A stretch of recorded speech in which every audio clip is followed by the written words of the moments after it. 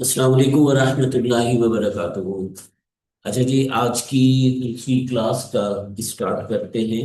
और जैसे कि पहले एक इंट्रोडक्शन क्लास हो चुकी है, उसके बाद पहले तो ये बताइए कि तमाम पार्टिसिपेंट को, जितने भी मौजूद हैं, सबको मेरी आवाज़ आ रही है? तो ज़रा हैंड रेस करके प्लीज़ मुझे कंफर्म कर दें ताकि मैं फिर इसको जी जी सर, आपकी आवाज़ आ रही है। ठीक है जी, चलिए बस स्टार्ट करते हैं इंशाल्लाह ताला। आज कोशिश करते हैं कि हम मॉड्यूल 1 को कंप्लीट कर लें। ठीक है, जैसे हमने स्टार्ट इंट्रोडक्शन क्लास में सारे मॉड्यूल को डिफाइन किया था, और कल मॉड्यूल 1 पढ़ना शुरू किया था, जिसमें डायरेक्ट एंड इनडायरेक्ट टैक्स और सेल्स टैक्स क्या होता है, difference between the sales tax and indirect tax, और what is value added tax और value added tax in Pakistan, और difference between the general sales tax and VAT, और methodology of VAT और sales tax law in Pakistan. इसको हमने देख लिया था। कोशिश करेंगे इसको रिव्यू करते हुए आगे जाएं। और आज हम कुछ सेल्स टैक्स एक्ट भी खोल लेंगे, उससे भी आपको कुछ पढ़ाने की कोशिश कर लेंगे। और आज इंशाल्लाह ताला इस मॉड्यूल 1 को कंप्लीट करते हैं। अच्छा, कल मैंने कोशिश की थी कि आपको थोड़ा सा एफबीआई की वेबसाइट पे जाके कुछ वहाँ से डिटेल बताऊं, और उसके बाद कुछ आईआरआईएस पे एनटीएन ऑनलाइन वेरिफिकेशन एटसेट्रा दूसरी चीज़ें। तो मेरा ख्याल है इसको हम अपने अपने सेकंड ऑप्शन में रख लेंगे। पहले हम यहाँ से स्टार्ट करते हैं, basic concept of sales tax. ठीक है जी, ये कल कुछ मैंने बताया था, उसको हम एक रिवाइज कर लेते हैं। ये basic concept of sales tax कल हमने पढ़ा था। अच्छा, इसमें fundamentals direct and indirect tax कल बात की थी। दोबारा रिपीट कर देता हूँ। डायरेक्ट टैक्स वो होता है जो हम वो इनकम टैक्स देते हैं। इनकम टैक्स हमारा डायरेक्ट टैक्स है, और सेल्स टैक्स हमारा इनडायरेक्ट टैक्स है। फिर इसमें लिखा हुआ what is sales tax. Sales tax तो सेल्स का मतलब है जो टैक्स पे सेल्स दिया जाए, वही सेल्स टैक्स है। Sales tax versus indirect tax as well as. Sales tax ऐसा होता है कि पास ऑन होता है। ए ने बी को माल बेचा, बी ने सी को माल बेचा, तो ये सारा ट्रांसफर होता रहेगा, वो सेल्स टैक्स है। और आपने अपनी इनकम टैक्स की रिटर्न फाइल करी। इनकम टैक्स की रिटर्न की फाइल करने में अगर आपकी इनकम 6 लाख से ऊपर है, कल भी जिक्र हुआ तो आपको उस पे इस इनकम इनकम टैक्स की रिटर्न के साथ पेमेंट करना होता है। मैं इसको मतलब ब्रीफली आगे बढ़ता हुआ जाऊंगा, ताकि फिर हम आगे और एडिशनल कुछ चीजें देख सकें। अच्छा, व्हाट इज वैट। वैट तो वैल्यू एडिशन टैक्स होता है, लेकिन पाकिस्तान में सेल्स टैक्स ही वैल्यू एडिशन टैक्स है। VAT in Pakistan, GST versus VAT Pakistan में एक ही है। सही, 6 लाख रुपए इनकम हो या 6 लाख रुपए प्रॉफिट? इनकम प्रॉफिट की बात।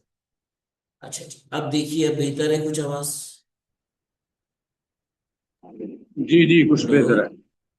कुछ बेहतर है, ठीक है। मैं और थोड़ा सा माइक करीब कर लेता हूँ, शायद ही माइक का इशू है। चले थी। अच्छा, लीगल फ्रेमवर्क जो है sales tax law in Pakistan, इसके लिए सेल्स टैक्स एक्ट 1990 है।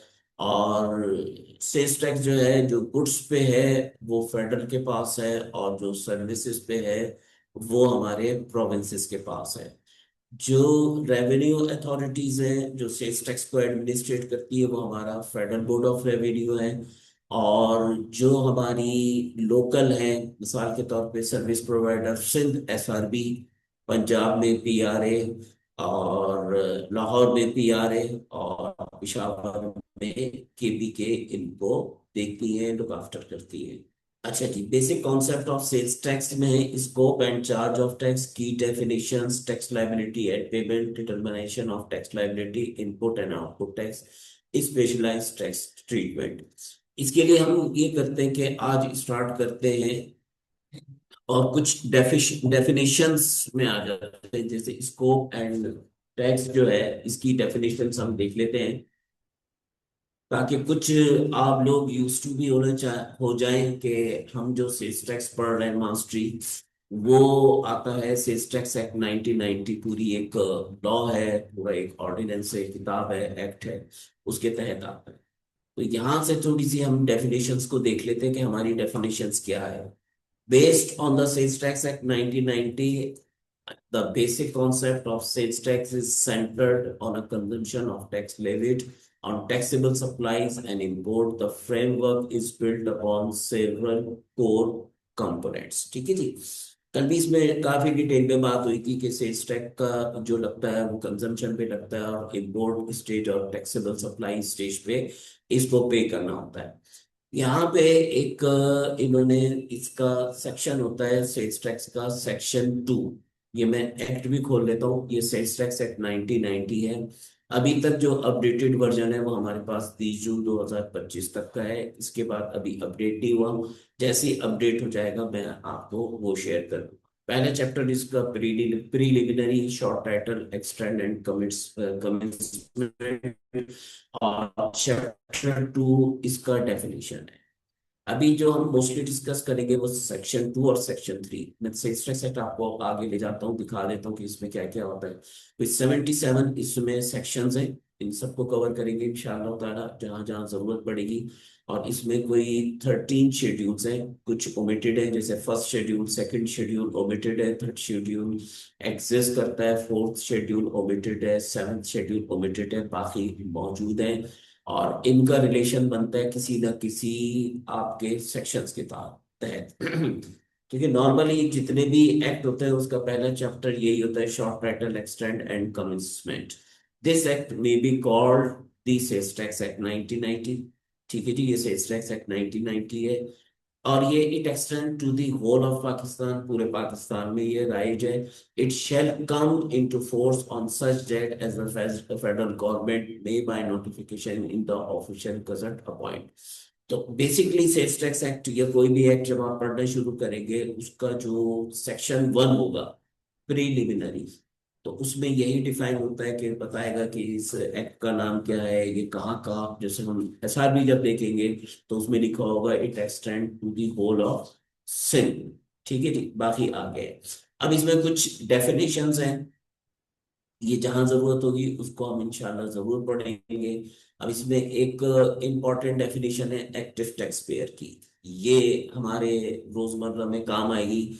means a registered person who does not fall in any of the following category। ठीक है जी, टैक्स पेयर से चले थे। तो अब सबसे पहले इन्होंने कहा कि टैक्स एक्टिव टैक्स पेयर क्या होता है। who is blacklisted or whose registration is suspended in terms of section 21। Section 21 भी आगे देख लेंगे इंशाल्लाह। Fails to file the return under section 26 by the due date for 2 consecutive tax period. पहले इन्होंने इसको 3 मंथ्स का लिखा हुआ था। अब वो शख्स जो सेल्स टैक्स में रजिस्टर्ड है और उसने लगातार 2 महीने की रिटर्न जमा नहीं कराई, उसका नाम जो है एक्टिव टैक्स पेयर इससे बाहर हो जाएगा।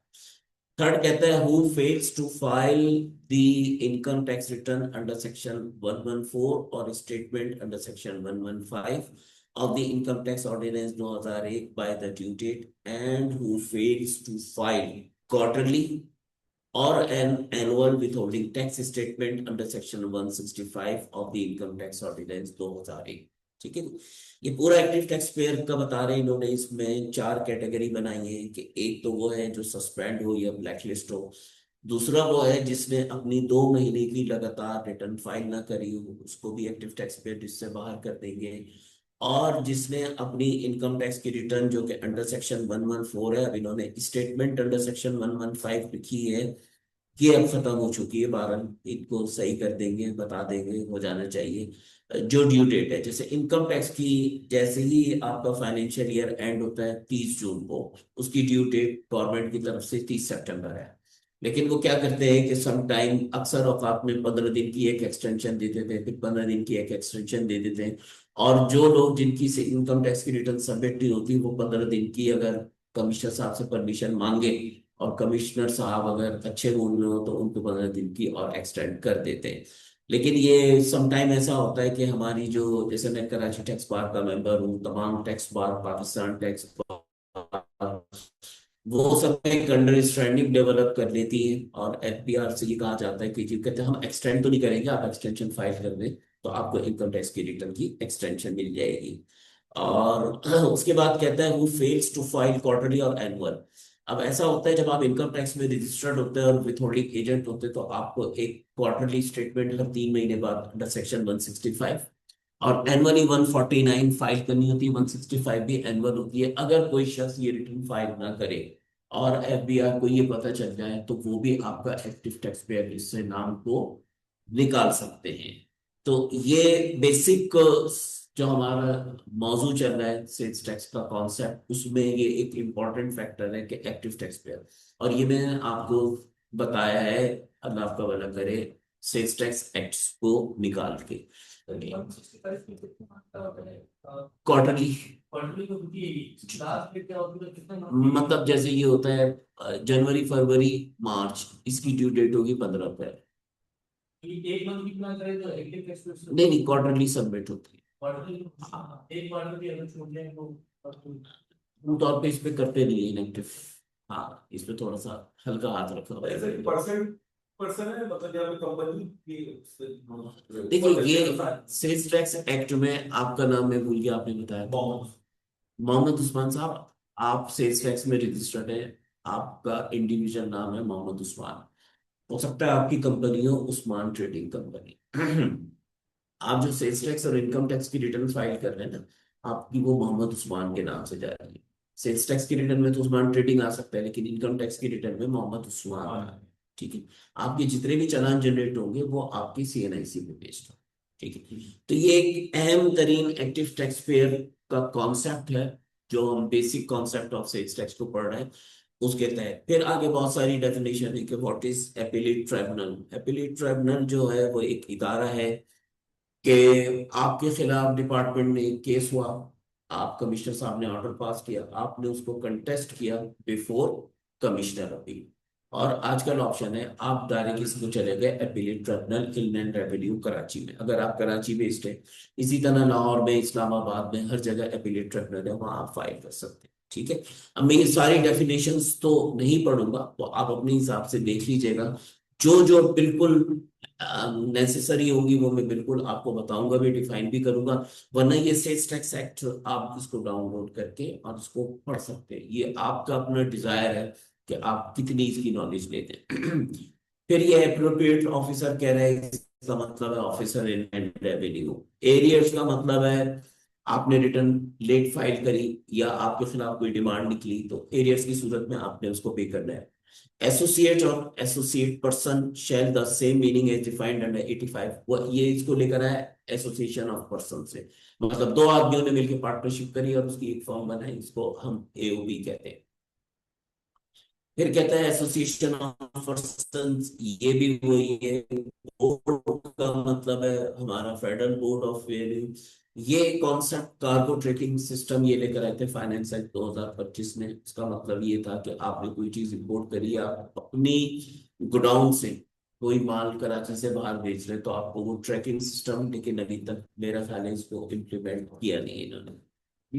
फिर आगे ये जनाब चीफ कमिश्नर साहब को होता है means appointed as chief commissioner of inland revenue under section 30। ये हमें समझ लेना चाहिए कि चीफ कमिश्नर होता क्या है। आप समझ लें कि एक आरटीओ है, जैसे यहाँ आरटीओ 1 है, एलटीयू है, एमटीयू है, आरटीओ 2 है। उन सबका जो बॉस है उसको हम कहते हैं चीफ कमिश्नर।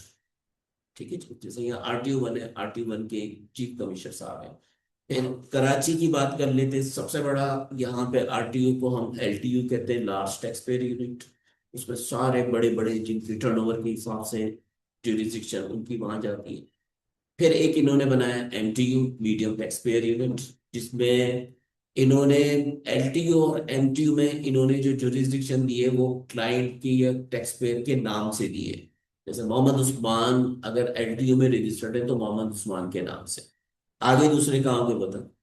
फिर हमारे पास एक आता है CTU, corporate tax office. Corporate tax office की जुरिस्डिक्शन नॉर्मली होती है टेरिटोरियल या सेक्टर वाइज।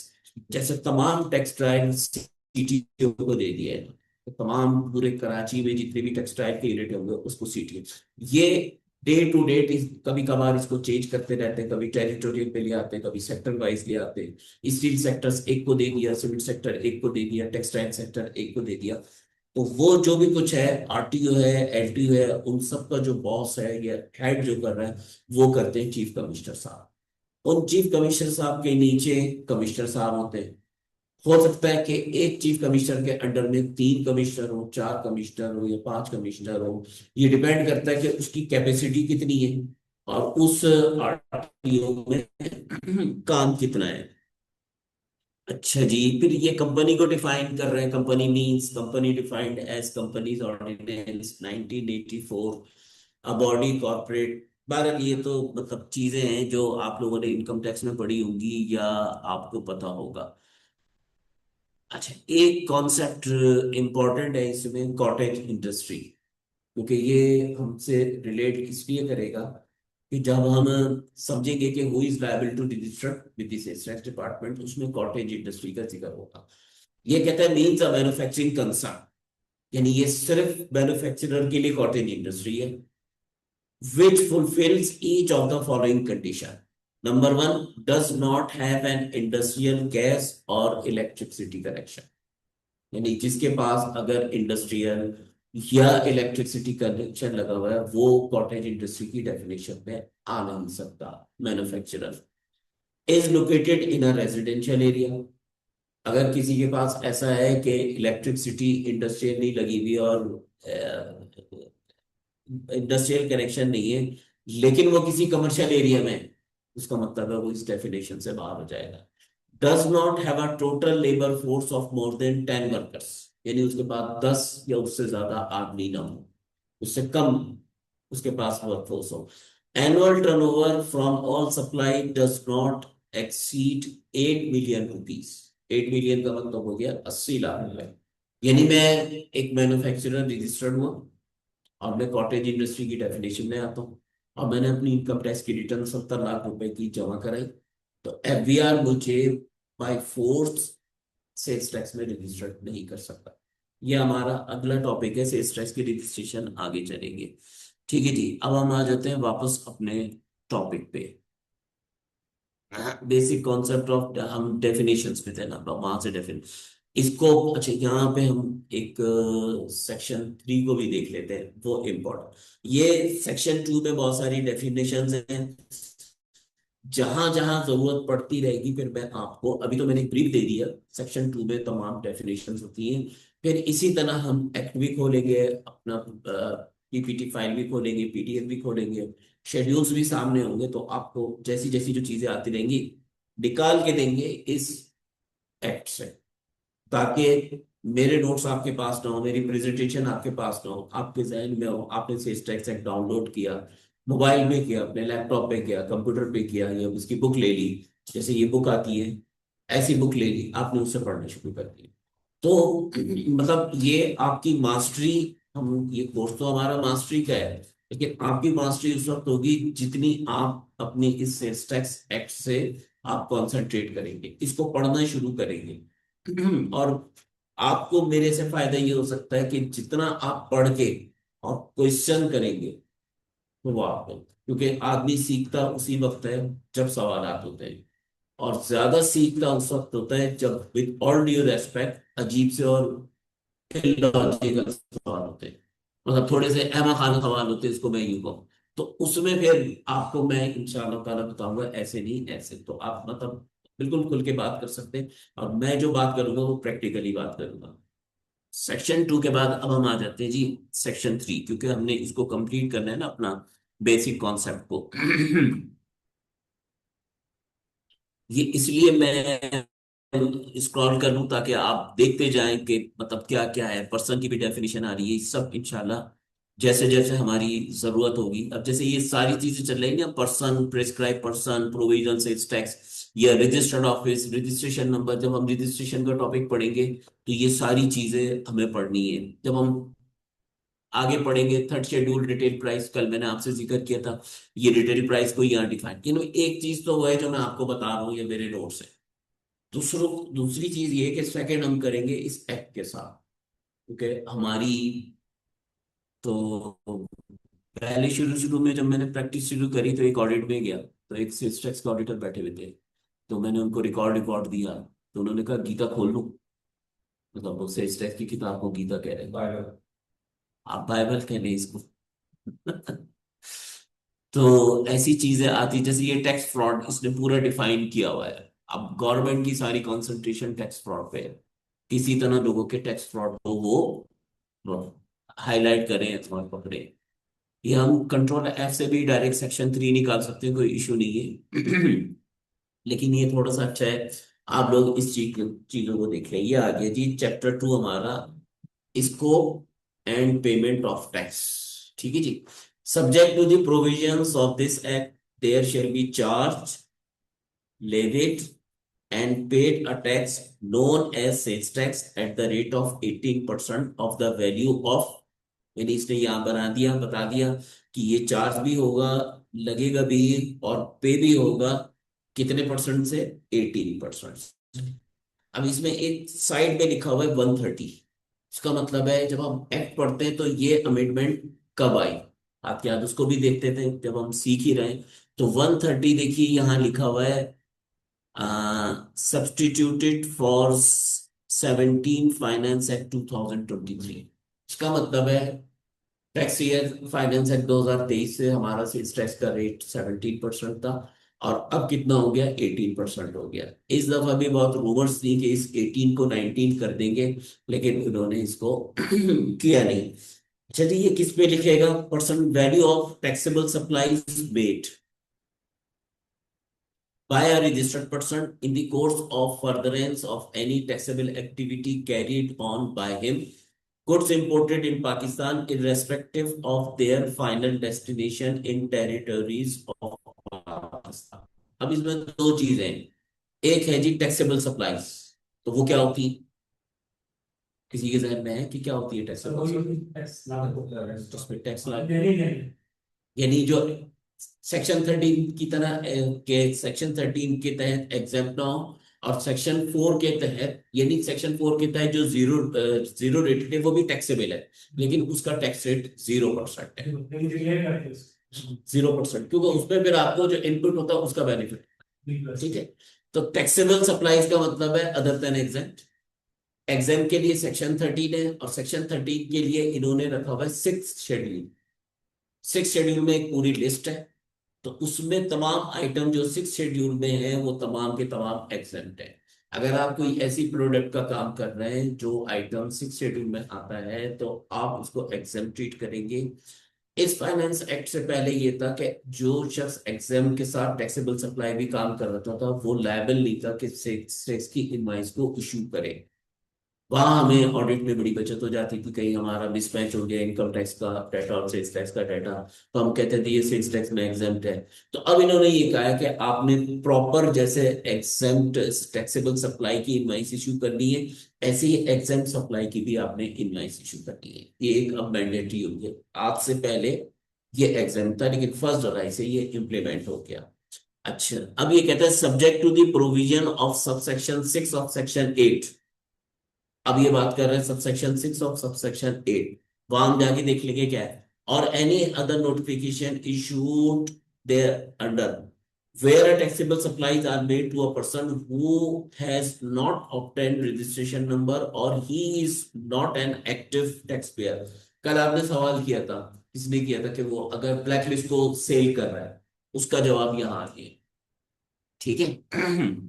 ये कहते हैं subject to the provision of subsection 6 of section 8 और any notification issued there under where a taxable supplies are made to a person who has not obtained registration number. यानी यहां से मुराद ये है कि अनरजिस्टर्ड पर्सन, कि आपको रजिस्टर्ड होना था, आप नहीं हुए, तो इसका मतलब है वो आपको लगेगा who has not obtained registration number और he is not an active tax payer. अभी हमने पूरा एक्टिव टैक्स पेयर पढ़ा, यानी आप सेल्स टैक्स में तो रजिस्टर्ड है, लेकिन due to some unavoidable circumstances के आपका सेल्स टैक्स का स्टेटस इनएक्टिव हो गया। तो जो मेनली चेक करते हैं एक्टिव टैक्स का सेल्स उसमें वो देता है टैक्स का इन 5-6 सेल्स में टैक्स का ठीक है, तो 6 मंथ के दे रहा होता है, और वो 6 मंथ का अगर प्रॉपर टाइमली फाइल कर रहा हो तो 100% सी कंप्लायंस दे। उसको भी देख लेते हैं, लेकिन उसको समझने का है कि जब वो विंडो आपके पास खुलेगी ना, जी देख ले अभी। जी मैं बट एक्टिव नहीं है इसका मतलब ब्लैक लिस्ट है। जरूरी नहीं है। जरूरी है, 6 मंथ की बात कर रहा हूँ। देखिए इसमें लिखा हुआ है, अभी मैंने आपको शुरू में बताया ना एक्टिव टैक्स पेयर है, उसमें क्या बताया कि जिसने 2 महीने की अपनी रिटर्न फाइल नहीं करी तो वो भी इनएक्टिव हो जाएगा, जो किसी वजह से सस्पेंड हो गया। ठीक यानी आप अभिया ने उस्मान साहब को नोटिस दिया, छोड़ो, रहमान साहब को भेजा एज ए कंसल्टेंट, बोला देखी जाएगी। 2 नोटिस की कंप्लायंस नहीं करी, वो जरा ज्यादा ही होशियार था, उन्होंने बोला पहले इसको इनएक्टिव करो। अब ये किताबें और सब कुछ लेके मेरे पास आएगा कि भाई मुझे एक्टिव करो, तो ये टूल है डिपार्टमेंट के पास, वो उसको यूज कर सकते हैं। इनएक्टिव करने की जरूरत है, जब सामने से वो सप्लाई से सर्विसेज रहेगा तो सामने वाला स्ट्रक्चर हो। ये जब हम पूरा एक चैप्टर लिटिगेशन और फेक और फ्लाइंग वाला पढ़ेंगे, उसमें मैं आपको कुछ डिसीजन भी दूंगा। इनएक्टिव पे टैक्सेस भी डबल विधान हो। वो तो इनकम टैक्स में होता है अभी, चलेगी इनकम टैक्स को भी सिस्टम है मतलब अभी। सेल्स टैक्स पर आप इनएक्टिव 4% आप अदर ये यही तो वो यही तो कह रहे हैं। और if not an inactive there shall be charged debit and paid a further tax at the rate of 4% of the value in addition to the rate specified in subsection 1B2564, provided that federal government may by notification in the official gazette specify the taxable supply in respect of which further tax shall not be charged, levied and paid। ठीक है जी। अब section 4 further tax का है कि आपने taxable supply दी, unregistered को दी, तो आपको 4% चार्ज करना है। आपने टैक्सेबल सप्लाई दी, वो किसी वजह से आज की तारीख में इनएक्टिव था, तो आपने उसके ऊपर 4% भी फर्दर टैक्स चार्ज करना। ठीक है जी। उस ये तो हम पढ़ रहे हैं कि सेल्स टैक्स ऑन गुड्स है, जो सर्विस जैसे एसआरबी है या वो हमारा एक अलग से सेपरेट सेपरेट उसके रूल्स है। बिल्कुल कमोबेश यही है, लेकिन उसको हम अलग से डिस्कस करेंगे। इन दोनों को हम मर्ज नहीं कर रहे, क्योंकि इसका रेट 18% है, उसका 15% है, इसके विथहोल्डिंग के रूल्स है, उसमें कोई फर्दर टैक्स नहीं है। हाँ उसमें एक ही सफ में खड़े हो गए, मैं तो आया, उसमें कोई बंदा रहा ना बंदा रहा। तो सर इसमें वो एसआरबी पढ़ेंगे और बाकी प्रोविंसेस को भी एसआरबी थॉरोली देखेंगे, बाकी प्रोविंसेस को मैं आपको ब्रीफ कर दूं। वो सर सेपरेट होते हैं अलग अलग देखिए एक सेल्स टैक्स एक्ट बन गया, उससे एसआरबी बन गया, उससे पीआरए बन गया, उससे केपीआर, सब कुछ उससे, मतलब ये आप समझ लें सबकी अम्मा है। हाँ उसके बच्चे हैं बाकी। अगर आपने अब्बा तो अम्मा तो नहीं कहना चाहिए, अब्बा कहना चाहिए। अगर अब्बा को आप पहचान गए अच्छी तरह, वो 4 बेटे हैं उसके, उसकी बेटी भी नहीं है, तो ये अब्बा है, एफबीआर, और उसके 4 बेटे हैं, उसमें सिंध है, पंजाब है, केपी के है, और आपका बिहार है। जी सर। सर सिविल के एंगल से बात करें तो मैंने इनवॉइस चार्ट की कस्टमर वो इनएक्टिव, तो मैंने 4% फर्दर टैक्स लगा दिया अंडर सेक्शन 4। अगले महीने 10 तारीख को मैंने सीज को अपलोड कर रहा था, डेटा फाइल कर रहा था, उस पर वो एक्टिव हो। अब अगर बाय लॉ क्या आता हूँ तो मुझे उसका 18% जमा कराना चाहिए और इनवॉइस रिवाइज करके देनी चाहिए। एक कॉन्सेप्ट है इंसिडेंस ऑफ टैक्स, आपने एक दफा गवर्नमेंट को दे दिया, तीर कमान से निकल गया, अब वापस नहीं मिले। अभी इनवॉइस रेज की हाँ इनवाइस नेक्स्ट मंथ में 10 तारीख आज मैं जुलाई में खड़ा हूँ, आपने इनवाइस उसकी क्लेम नहीं की थी। कस्टमर की बात को रजिस्ट्री का अपलोड करूंगा। मैंने आज कस्टमर को इनवॉइस दी, इसका मैंने स्टेटस देखा कि सेल्स टैक्स तो इनएक्टिव, मैंने इसको फर्दर टैक्स 4% लगा। ठीक है। अगस्त 10 अगस्त में आके जब मैं इलेक्शन से अपलोड कर रहा हूँ क्योंकि मेरी लाइबिलिटी मैंने पे करना है। अब जब 10 तारीख को उसका रजिस्ट्री अपलोड कर रहा था कस्टमर का, तो वो उस टाइम एक्टिव हो गया। तो एक्टिव हुआ तो बाय लॉ में कहता गया जब तक इनवॉइस स्टार्ट हुई मैं 10 पर उस पे 4% फर्दर टैक्स चार्ज किया, उससे किया था। आपने जमा नहीं करा दिया था? नहीं मतलब अगस्त में। अच्छा आपने नहीं करा। अब जब मैं अगस्त में करवाने जाएंगे 5 मंथ बाद होगा सेल टैक्स, हमने आज इनवॉइस बनाई जुलाई में, सेल्स टैक्स तो उसको 10 तारीख को जमा करवाना है। अब जब मैं 10 तारीख को रजिस्ट्री अपलोड करने जा रहा हूँ तो वहां से टैक्स एक्टिव हो। अब बाय लॉ तुमसे 18% लेगा, तो 18+4 भी करूंगा। हाँ सही। अब इनवॉइस करूंगा, इनवॉइस करके कस्टमर को दूंगा, भाई तुम इसका इनएक्टिव है तो मैं 4% लगा। नहीं आप इतना पक्का होके काम न करें कि इनवाइस भी आपने 4% की इसको दे दी। सर देखिए उसको ये कहे कि भाई आप इनएक्टिव है, मैं आपके ऊपर 4% चार्ज कर रहा हूँ, मतलब एक प्रैक्टिकल में आपको बात करूँ। सर हम क्या करते हैं, मैंने रिसीवर लिख किया ना टैक्स कंपनी में, वहां क्या होगा, बहुत सारी कंपनी होती थी, तो हमारे जीरो बैलेंस में काम करना है, इनवॉइस बना के दे दो, पेमेंट तो आने दो, पेमेंट तो आने दो। वो क्या करते हैं सर, मैं कस्टमर के लिए यार हम एक्टिव हो जाएंगे, वो कहते हैं फर्क जी कुछ नहीं चलेगा, जो भी होगा पोर्टल पे होगा, पोर्टल पे हम देखेंगे तो देन वो करेंगे। अब अगले दिन हमको रिजल्ट फाइल करते हैं, वो एक्टिव होता था तो हम उसका 18% जमा कराते थे और इसको लाइव लाइव करके देता था, अगर एक्टिव नहीं होता था तो हम फर्क टैक्स पे करते। ठीक है, जरा ये बाबर साहब से। सर जी बाबर साहब कुछ कह रहे हैं आप?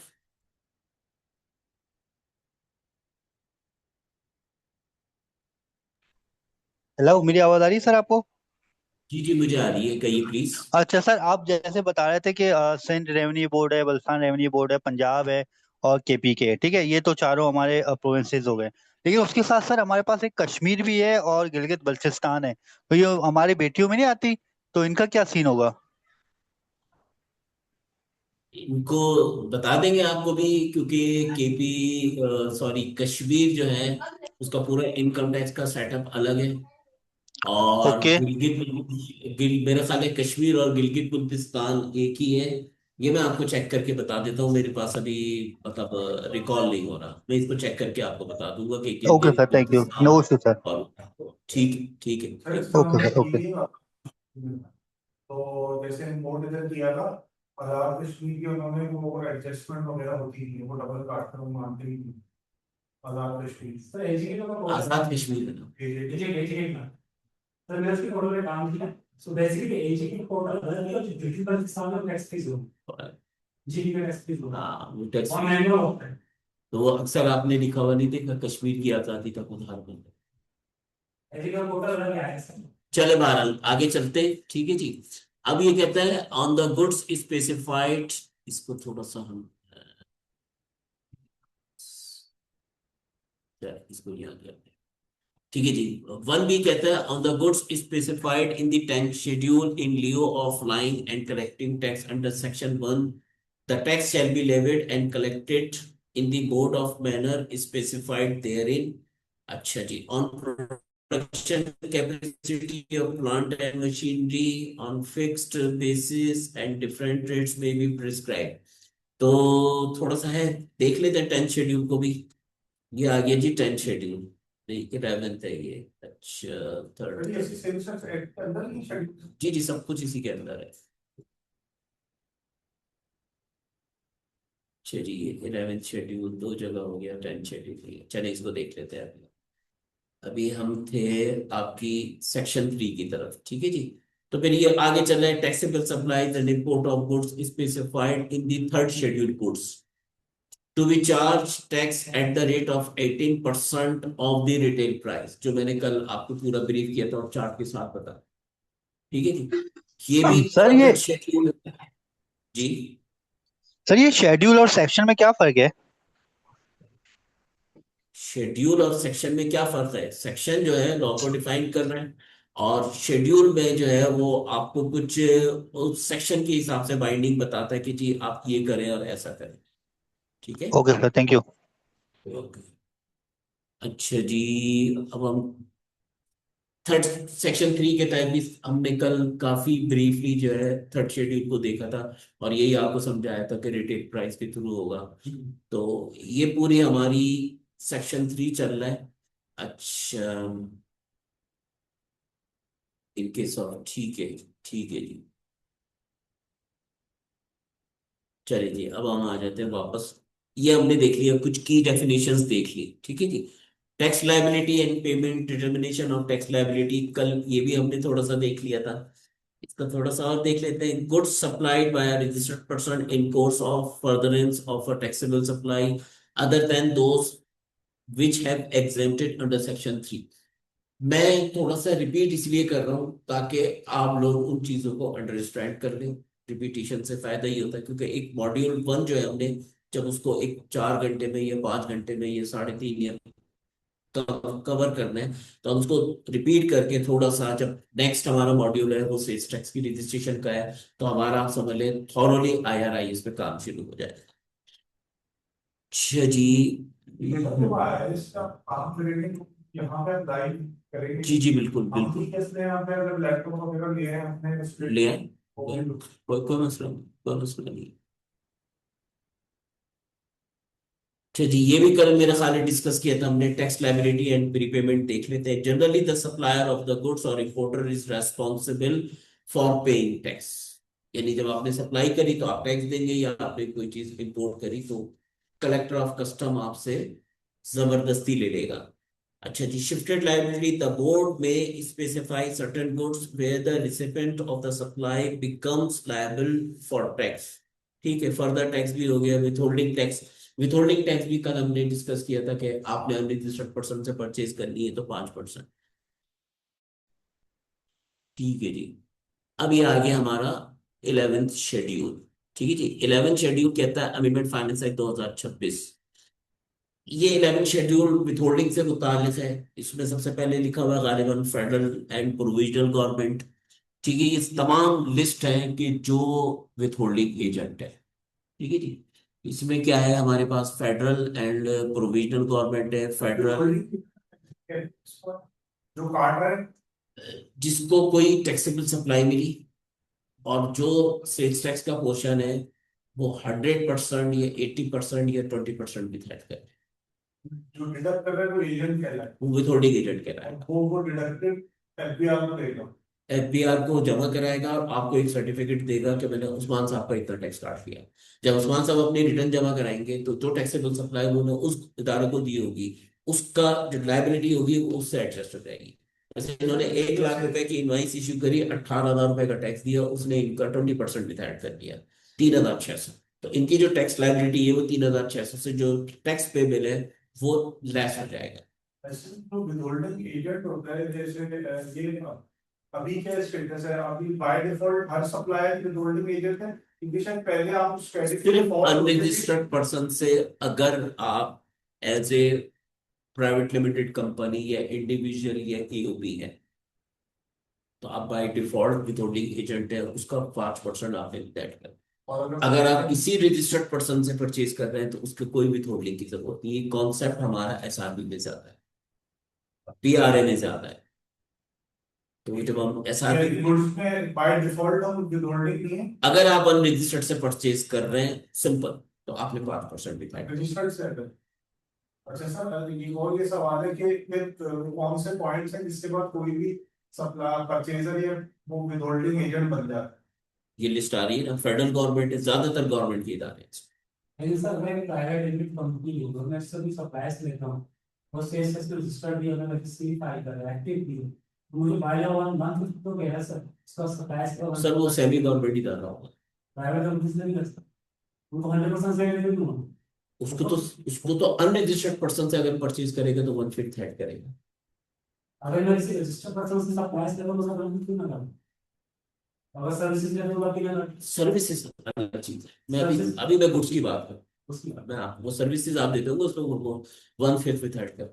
मैं अभी सिर्फ मेरी कंसंट्रेशन इस वक्त अभी गुड्स पे है सर, उसको विथहोल्डिंग को उससे मर्ज मत कीजिएगा वरना कंफ्यूज हो जाएगी। सर क्यों जैसे ये कंपनी है हम ले रहे हैं उसमें सप्लाई, एक तो प्राइवेट सेक्टर है, जितनी आप इंडस्ट्रीज या कंपनीज है उनको दे रहे हैं, वो नॉर्मली नेक्सस सी मांगते हैं, उसके बाद हमें फुल पेमेंट दे देते हैं, कोई डिडक्शन नहीं होती। लेकिन जो गवर्नमेंट इदारे हैं सर, ज्यादातर वो गवर्नमेंट इदारे तकरीबन ऐसे हैं, वो हमारा वन से काटते ही काटते जी जी बिल्कुल, वो गवर्नमेंट ये विथहोल्डिंग एजेंट्स हैं बाय डिफॉल्ट। जी जी, 11 शेड्यूल के तहत लिखा हुआ है ना विथहोल्डिंग सेल्स टैक्स, इसमें सबसे पहले लिखा हुआ है फेडरल गवर्नमेंट, तमाम आर्मी टोटल।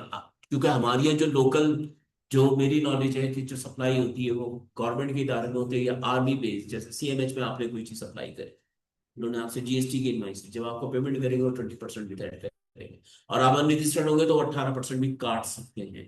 अच्छा सर, एक ऐसा होगा इनकम टैक्स का, तो मेरे ख्याल सेक्शन 1 के लिए सेल्स टैक्स का कोई ऐसा होगा कि इनकम का बिजाई नहीं करेंगे, वो इनकम टैक्स का मैटर है, उसको वहां नहीं देखते हैं।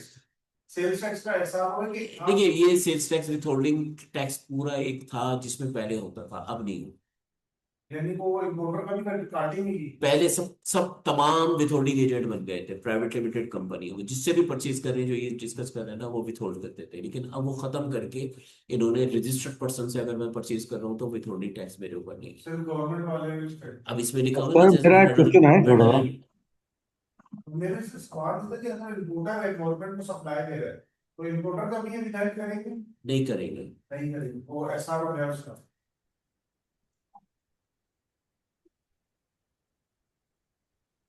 सर मेरा एक क्वेश्चन है थोड़ा।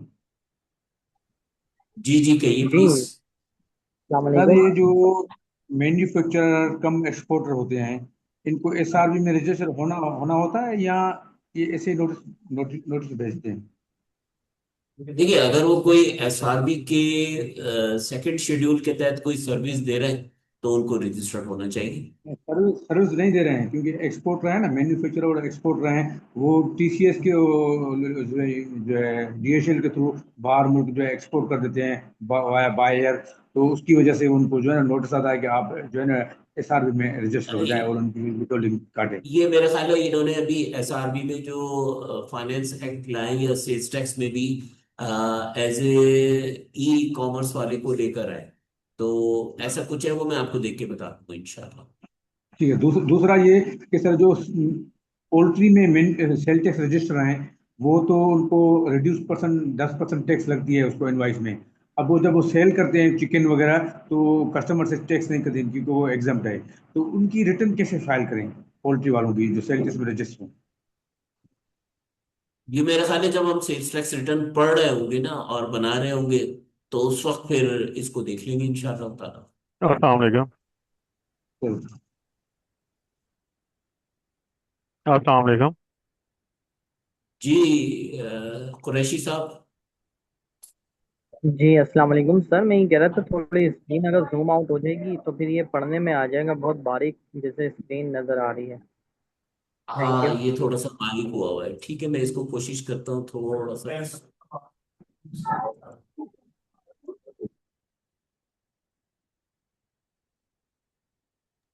अस्सलाम वालेकुम सर, मेरा एक क्वेश्चन है। जी सर कोल्ड स्टोर जो होते हैं, ये इधर जो लोकल मतलब सर्विसेज में आएंगे? जरा रिपीट कीजिएगा अपना सवाल प्लीज। सर मेरे कहने का मकसद ये है कि अगर एक कोई कोल्ड स्टोर बनाता है तो वो जीएसटी में रजिस्टर्ड होगा, पीआरए या एसआरबी में होगा? क्या बना था, मैं समझा नहीं आपकी बात। कोल्ड स्टोर जहाँ पे सर ये सब्जियां वगैरह फ्रीज करते हैं, बड़े बड़े कोल्ड स्टोर बनते हैं, आलू वगैरह निकलता है कोल्ड परसों। स्टोरेज की बात कर रहे हैं। जी जी जी। जी जी कोल्ड स्टोरेज सर्विसेज में आता है। सर्विसेज में आएगा, ठीक हो गया सर। ठीक है सर। ये जो है, अगर इंडिया के अंदर सर्विसेज आती है और जो ऐसा भी और प्रोविजन इसके अंदर फॉल नहीं करती जेपीआर मैं ऐसे पे कंसिडर दे तो तब तो मैं एफडीआर में जमा कराऊंगा उसको। ताकि यही ओपिनियन दोनों उसके ऊपर की या सर्विसेज के ऊपर क्या हो।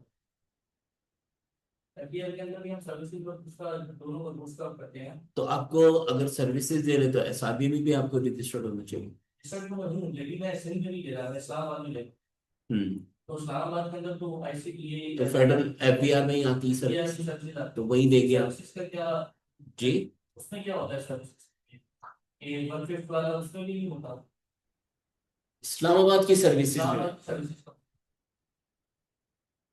नहीं, ये मुझे देखना पड़ेगा, मेरे रिजल्ट में नहीं। इस्लामाबाद की जो सर्विसेज है उसमें क्या होगा मैं देख के बताऊंगा। चलिए।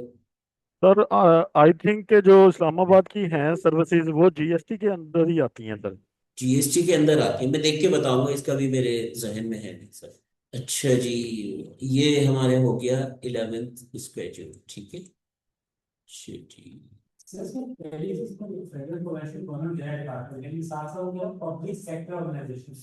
Public sector organisation private entities companies नहीं है।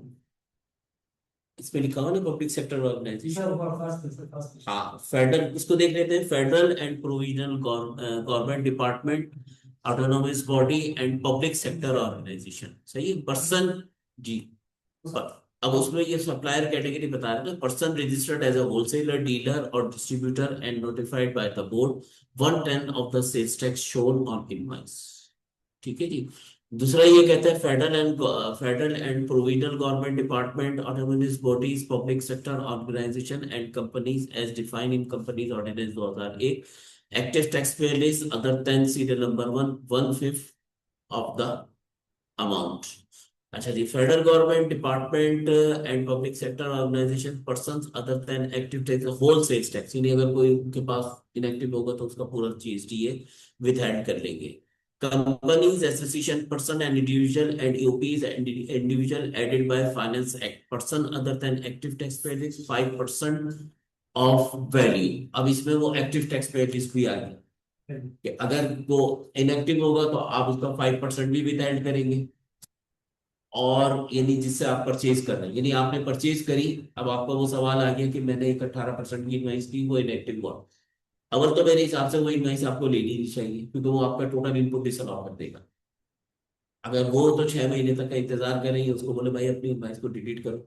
अगर आपने वो ले भी लिया तो आपको तो एक 18% भी किया और आपने 5% उसका विथहेल्ड भी करना है, क्योंकि अभी तक हम जो रिटर्न बनाते हैं जो इनएक्टिव होता है उसका इनपुट नहीं मिलता। ठीक है जी। Registered person, person providing advertisement service, अगर कोई एडवर्टाइजमेंट सर्विस दे रहा है तो उस वो 100% whole of the sales tax involve. Registered person, person providing, अच्छा सॉरी क्या है, person supplying molasses other than active tax payers. तो ये है, अब ये पूरी एक लिस्ट है। तो रेस्पेक्टिवली अब हमारा काम ये है कि हम जिस जिस सेक्टर में काम करते जाएं इसको देखते जाएं कि हाँ जी जी नहीं कर सकते, ये कह रहे हैं सर 1/5 की बात हो रही है, पब्लिक सेक्टर ऑर्गेनाइजेशन की बात हो रही है। ठीक है। मैं पब्लिक सेक्टर ऑर्गेनाइजेशन में तो उसको कंपनी से जिक्र है, मैंने तो रजिस्टर्ड एंटिटी फॉर, अब मैं कंपनी से सप्लाईज लेता हूं, ठीक है सर, वो एक्टिव है, लेकिन लॉ को कह रहा है 20% आप इसका देता है, ताकि आपने मांगा 80% मोबाइल पे वो डालेगा आईटीसी के अंदर, 80% वो जमा करेगा, 20% वो विधायक को करेगा, मैं सामने वाला पार्टी है उसको 20% देखिए ये बात कर रहे हैं विथहोल्डिंग एजेंट, आप विथहोल्डिंग एजेंट हैं जी sir, as a federal government. जी सर, फेडरल गवर्नमेंट, मैंने आपको सप्लाई की, जी आप मेरा 1/5 विथहेल्ड कर देंगे बस। सर ये कहते हैं कि कंपनी है, प्राइवेट लिमिटेड कंपनी है। सर पब्लिक लिमिटेड कंपनी है, मैं जिससे ले रहा हूँ प्राइवेट लिमिटेड कंपनी, तो मुझे सप्लाई से देगा, दैट्स व्हाई मुझे से कैंटीन मैटर नहीं है। फर्स्ट कर ली मेरी प्राइवेट लिमिटेड कंपनी आप, प्राइवेट लिमिटेड का ठीक है मैं सर रिकॉर्डिंग है रिक्वेस्ट करूँ, ठीक है, तो सप्लाई से सर मैंने आपका फायदा हो सकता है, हाँ ठीक है, सप्लाई से कर सकता हूँ, हाँ बिल्कुल, क्योंकि मैं विथहोल्डिंग एजेंट हाँ हूँ, बिल्कुल अगर विथहोल्डिंग एजेंट नहीं हूँ उसको मैं नहीं कर सकता, नहीं कर सकते। लेकिन अगर आपने अनरजिस्टर्ड पर्सन से परचेज किया सही, तो आपने उसका 5% काटा, तो 5% करना है, उसमें कोई विथहोल्डिंग एजेंट का क्राइटेरिया नहीं, उसमें क्या उसमें करना ही करना है। ठीक है जी। सर ये विथहोल्डिंग एजेंट को रजिस्ट्रेशन अलग से करना जरूरी है? विथहोल्ड इसी में होगा, इसी में हो जाती है सारी, इसी में चालान बन जाते हैं। जब हम रिटर्न पे आएंगे तो ये सारी चीजें वहां देख लेंगे। अच्छा ये वही मैकेनिज्म है कि आउटपुट से इनपुट टैक्स माइनस किया तो हमारी नेट टैक्स लायबिलिटी आ गई, और उसके बाद फिर सेक्शन 8 भी मेरा ख्याल है आपने कल काफी ब्रीफली देख लिया था, इसमें कोई क्वेश्चन हो तो आप कर सकते हैं। उसके बाद ये जीरो रेटेड भी हमने इसको देख लिया था। और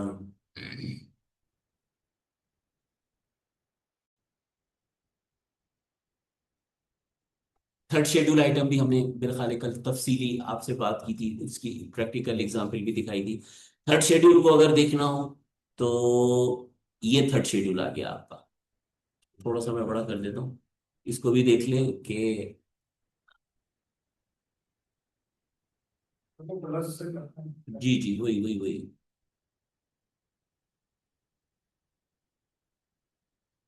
थोड़ा सा माउस भी जो है ना ये हमारे मिजाज का भी तंग कर रहा है।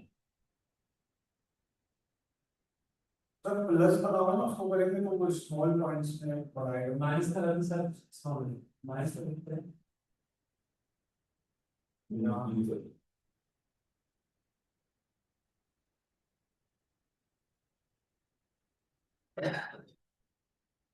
ठीक है, क्लियर है और बड़ा करो सर सही। देखिए अब इसमें इन्होंने लिस्ट दी हुई है थर्ड शेड्यूल में, इसको कहा है कि सब सेक्शन 2 ऑफ सेक्शन 3, अभी हम ऊपर पढ़ते हैं पहले। इसमें सबसे पहले fruit juices and vegetable juices, ice cream, एरिटेटेड water, syrup, cigarette, toilet soap, detergent, shampoo, toothpaste, shaving cream, perfumery. और अब ये 12, 13, 14, 12 और 13 देखिए, इसमें कहा ये ओमिटेड है। टी आ गया, पाउडर ड्रिंक आ गया, मिल्की ड्रिंक आ गया, toilet paper and tissue paper आ गया, spice sold in retail packing, ठीक है जी, शू पॉलिश। बाकी जो स्टेरिक लिखा हुआ है, जैसे 19 और 20 इन्होंने ओमिट कर दिया, 22, 23, 24।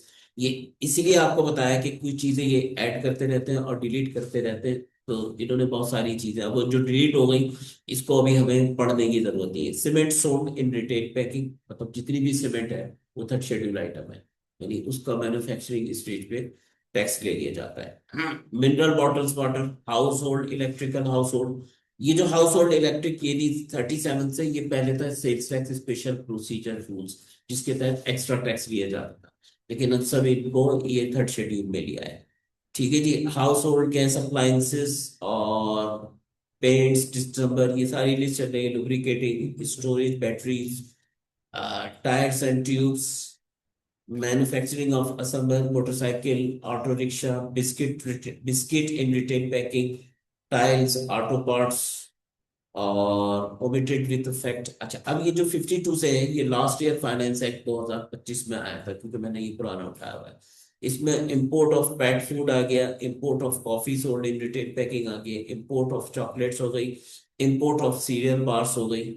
ये ऐड हुआ है रेड में। ये लास्ट ईयर ऐड हुआ था 55 तक।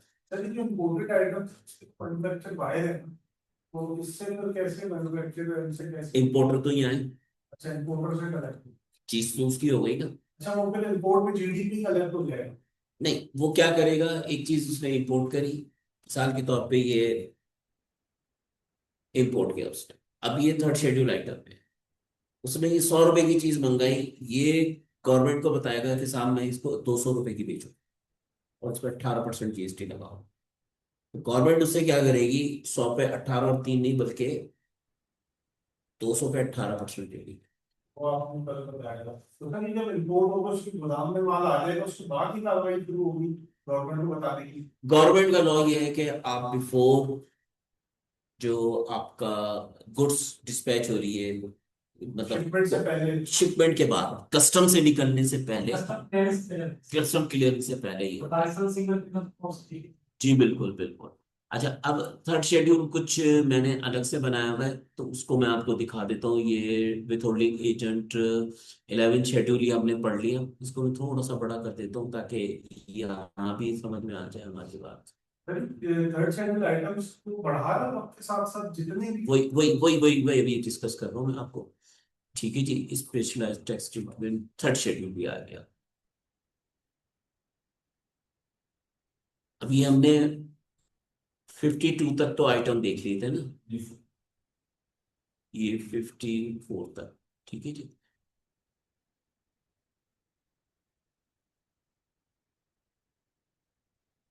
वहां हमने देखे 55 तक, राइट।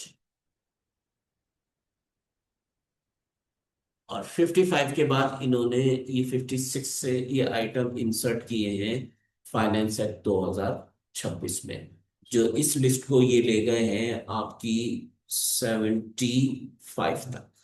26 में ऐड होंगे। ये 26 में ऐड हो। अब इसमें क्या है, इंपोर्ट 57 में है sugar confectionery sold in retail packing, ठीक है जी। पास्ता, सॉसेस सारी ले आइए। अच्छा, फर्मेंटेड बेवरेजेस सोल्ड इन, पहले बेवरेज था। पेट्रोलियम जेली, पेट्रोलियम वैक्स, छवि, plate, sheet, film, foil, tape, strip, बड़ा आइटम है। Table ware, kitchen ware, plastic furniture. अच्छा जी, ट्रंक, सूटकेस, उसके बाद footwear, bathroom accessories, crockery items, car and automobile accessories. अच्छा जी, मिल्क फैट फिल्ड। अच्छा जी, मिल्क प्रिपरेशन फॉर यूज। अच्छा जी, प्री शेव शेविंग क्रीम, पता नहीं क्या क्या लिया है, टॉयलेट, ये 12, ये टोटल ये अब लिस्ट 75। उससे अब नजर ये आ रहा है कि गवर्नमेंट ये चाह रही है कि कल भी हुई थी कि मैन्युफैक्चरिंग की स्टेज पे ही अपने हिस्से का जितना टैक्स लेना हो ले, बाकी सब कुछ होगा जी। अब एक्सक्लूड है उससे। तो थर्ड शेड्यूल का आइटम रिकॉर्डिंग है विथ होल्डिंग नहीं है। क्यों? वो उसका विथ होल्ड होगा, वो करेगा क्या? पहले क्या ऐसे प्रॉब्लम था प्राइस रेटिंग का ठीक है, अगर वो मैन्युफैक्चरर है तो उसका विथ होल्ड हो सकता है, क्योंकि उसके पास तो एडजस्टेबल का मार्जिन है ना, तो एडजस्ट कर रहा है। लेकिन other than wholesaler, distributor, dealer, वो क्या करेगा?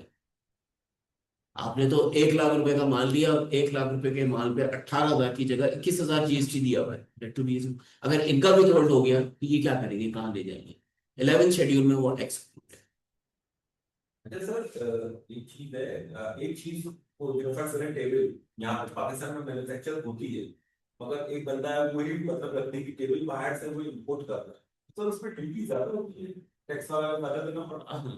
देखिए, जितने भी ऐसे आइटम इन्होंने रखे हुए हैं जो पाकिस्तान में आपकी बन सकते हैं, बांध सकते हैं, आप बाहर से मंगवा लें, इसका मतलब है आप अपना जो है फॉरेन एक्सचेंज को खराब करेंगे, तो उसको फिर इन्होंने जैसे थोड़ी सी जो पहली गवर्नमेंट आई थी जिसमें शब्बर जैदी साहब चेयरमैन साहब थे उस प्रीवियस गवर्नमेंट में, तो उन्होंने जितने भी ऐसे लग्जरीज आइटम थे उनके ऊपर duty, sales tax, income tax को बहुत बढ़ा दिया। सबसे बड़ा इम्पैक्ट आया था, एक हमारे क्लाइंट थे, वो चीज इंपोर्ट करते थे बाहर से, और जितने भी ये आपके लोग हैं उन सबको देते थे मार्ट वगैरह, तो उसने पता नहीं 300% या 400% ड्यूटी लगा दी, इसने बोला कि काम तो बहुत साथ, तो उन्होंने यहाँ बनाना शुरू कर दिया। तो ये एक तरह से अभी भी है, उसको कंटिन्यू किया हुआ है। सर ये लेबोरेटरी इक्विपमेंट वगैरह जो होते हैं इस तरह की चीजें जो पाकिस्तान में नहीं बन रही, उनको भी थर्ड शेड्यूल में ला सकते हैं।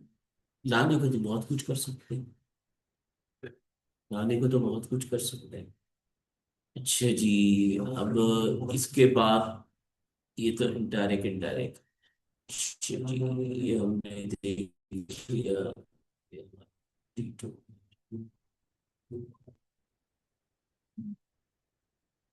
सर मेरा एक सवाल था। जी सर मुझे ये पूछना था कि आपने अभी जो जितने थर्ड शेड्यूल में आइटम्स बताए थे, ये सब एफबीआर को सेल टैक्स जाएगा इनका? नहीं, सॉरी, क्या कह रहे हैं आप प्लीज? सर अभी आपने थर्ड शेड्यूल में जितने आइटम्स बताए थे, ये सबका जो सेल्स टैक्स है वो एफबीआर में जाएगा, नहीं यही था? नहीं, जैसे जी जी, सेल्स टैक्स तो एफआईआर में ही जाता है ना, मतलब और कहाँ जाएगा? नहीं, जैसे सर्विसेज जो है वो उस पे जा रहे थे ना, वो तो प्रोविंशियल में जाएगा ना। लेकिन ये जो आइटम्स आप बता रहे थे हाँ मैन्युफैक्चरिंग या इम्पोर्ट कर रहे थे, ये थर्ड शेड्यूल में ये इसके जो सारे सेल्स टैक्स है वो ये फेडरल गवर्नमेंट का है। जी जी जी, जो गुड्स है और आप सेल्स टैक्स में रजिस्टर्ड है और एफबीआर की सेल्स टैक्स की रिटर्न भर रहे हैं, तो सारा टैक्स एफबीआर को जा रहा है। अगर ओके आप sir, thank service you. Provide कर रहे हैं, किसी भी प्रोविंस में सर्विस प्रोवाइड कर रहे हैं, तो उसका टैक्स उस प्रोविंस पे जाएगा। सर एसआरबी का फॉर एग्जांपल एसआरबी। एक सर एक बंदा है वो जो है ना अपना बोट का सर्विस देता है, ठीक है, लोगों को बोट या किसी कंपनी को या कंपनी के लोगों को या प्राइवेट लोगों को बोट में बिठा के कहीं लेके जाता है, तो ये सर्विस में आएगा ना? कहाँ बिठा के कहाँ ले जाता है? सॉरी, मैं समझ नहीं सका इसको। सर बोट सर्विस देता है बोट का। अच्छा, बोट सर्विस देता है। अच्छा, किश्ती में बिठा के ले जाता है। ये देखना सर पड़ेगा ये कि मेरा ये तो सिंध गवर्नमेंट ही लगा सकती है मेरा ख्याल है, और तो कहीं कश्ती चलती नहीं है, या हो सकता है नहीं, हाँ आर्टिफिशियल। बिल्कुल सर, नहीं सिंध देख का के ही है, मेरा बताऊंगा। क्लाइंट है। मेरा क्लाइंट है अच्छा, सिंध का ही है और मुबारक विलेज का ना, तो यही करता है, उसका सर्विस यही है। हाँ, तो वो सर्विस देगा। पूरे साथ सर्विस में आएगा, सर्विसेज नहीं, गुड्स तो नहीं है ना, वो तो किश्ती की सवारी। सर्विसेज की बात। हाँ, सर्विसेज में आ पूरे जाएगा। सब एग्जाम। जी बिल्कुल बिल्कुल। अच्छा okay sir, thank you. Tax करते हैं उसकी लिस्ट कहाँ से मिलेगी कि अभी करंट क्या है? ये बता देंगे ना आपको जब एसआरबी में आएंगे, सर्विसेज को ऐसा नहीं करेंगे बता। कर लेते हैं। अच्छा अच्छा सर, जी, मेरा एक ये सर अस्सलाम क्वेश्चन है। वालेकुम सर। वालेकुम अस्सलाम जी। सर मेरा क्वेश्चन, दो क्वेश्चन थे। एक तो पहला क्वेश्चन ये है कि आपने ये बताया कि जो थर्ड शेड्यूल आइटम्स हैं उन पे 11th शेड्यूल जो है, यानी जो विद होल्डिंग है वो अप्लाई नहीं होगी अदर देन जी मैन्युफैक्चरर, बिल्कुल। ऐसे ही है? जी जी बिल्कुल यानी ऐसे ही। अगर लेट्स से मैं आपको एग्जांपल दूं, मैन्युफैक्चरर है वो एडिबल ऑयल बना रहा है, ठीक अगर है। वो यानी ऑयल रॉ फॉर्म में बाज़ार से ख़रीद ले और फिर ठीक उसको है। रिफ़ाइन करे और उसको फिर पैक करके बेच दे, तो ठीक है। जो रॉ फॉर्म में वो ऑयल ख़रीद रहा है तो उस पे क्या वो विद होल्डिंग करेगा अगर वो किसी रजिस्टर्ड पर्सन से ख़रीदता है या अनरजिस्टर्ड से ख़रीदता है? देखिए, सबसे पहले जो मैन्युफैक्चरर है, क्या वो विथहोल्डिंग एजेंट है? सर वो अगर लेट से मान लेते हैं वो एक कंपनी है, हाँ। वो कंपनी है और वो एक बाज़ार से रॉ फॉर्म में ऑयल ख़रीद रही है किसी रजिस्टर्ड पर्सन से या अनरजिस्टर्ड, दोनों दोनों सूरतों, और फिर ठीक है। उसको रिफ़ाइन करती है अपनी प्लांट में और फिर उसको पैक करके बाज़ार में बेच देती है।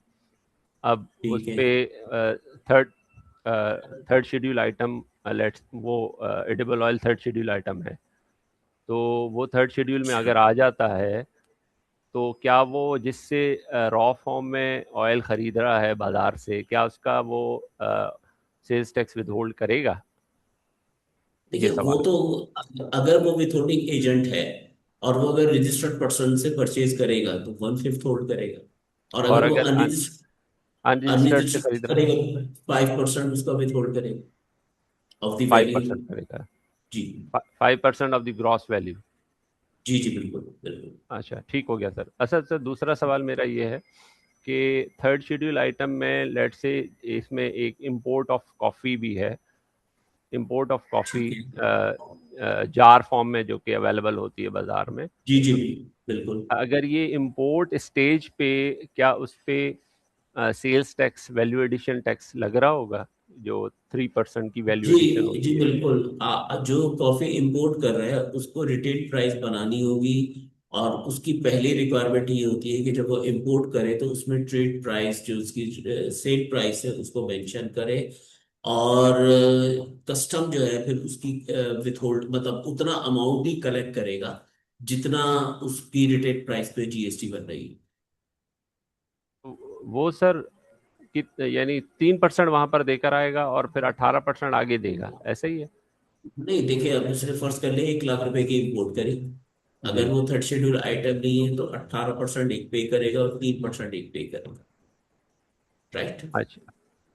अब उसने चलिए, कहा कि जी मैं ये 2 लाख की बेचूंगा। ठीक है। ठीक है, तो अब उसको तो टोटल 1 लाख के ऊपर 18,000 नहीं बल्कि 36,000 रुपये पे करना है। तो कलेक्टर ऑफ कस्टम्स से 36,000 रुपये कलेक्ट करेगा। जी बाबर साहब। सर, मेरा एक यहाँ पे क्वेश्चन था। एक बंदा है, वो नारियल का काम करता है। वो मार्केट से जो है ना साबित नारियल लेता है और उसको जो है ना पीसेस करके मार्केट में सप्लाई करता है। तो ये इसको भी सेल्स टैक्स देना पड़ेगा?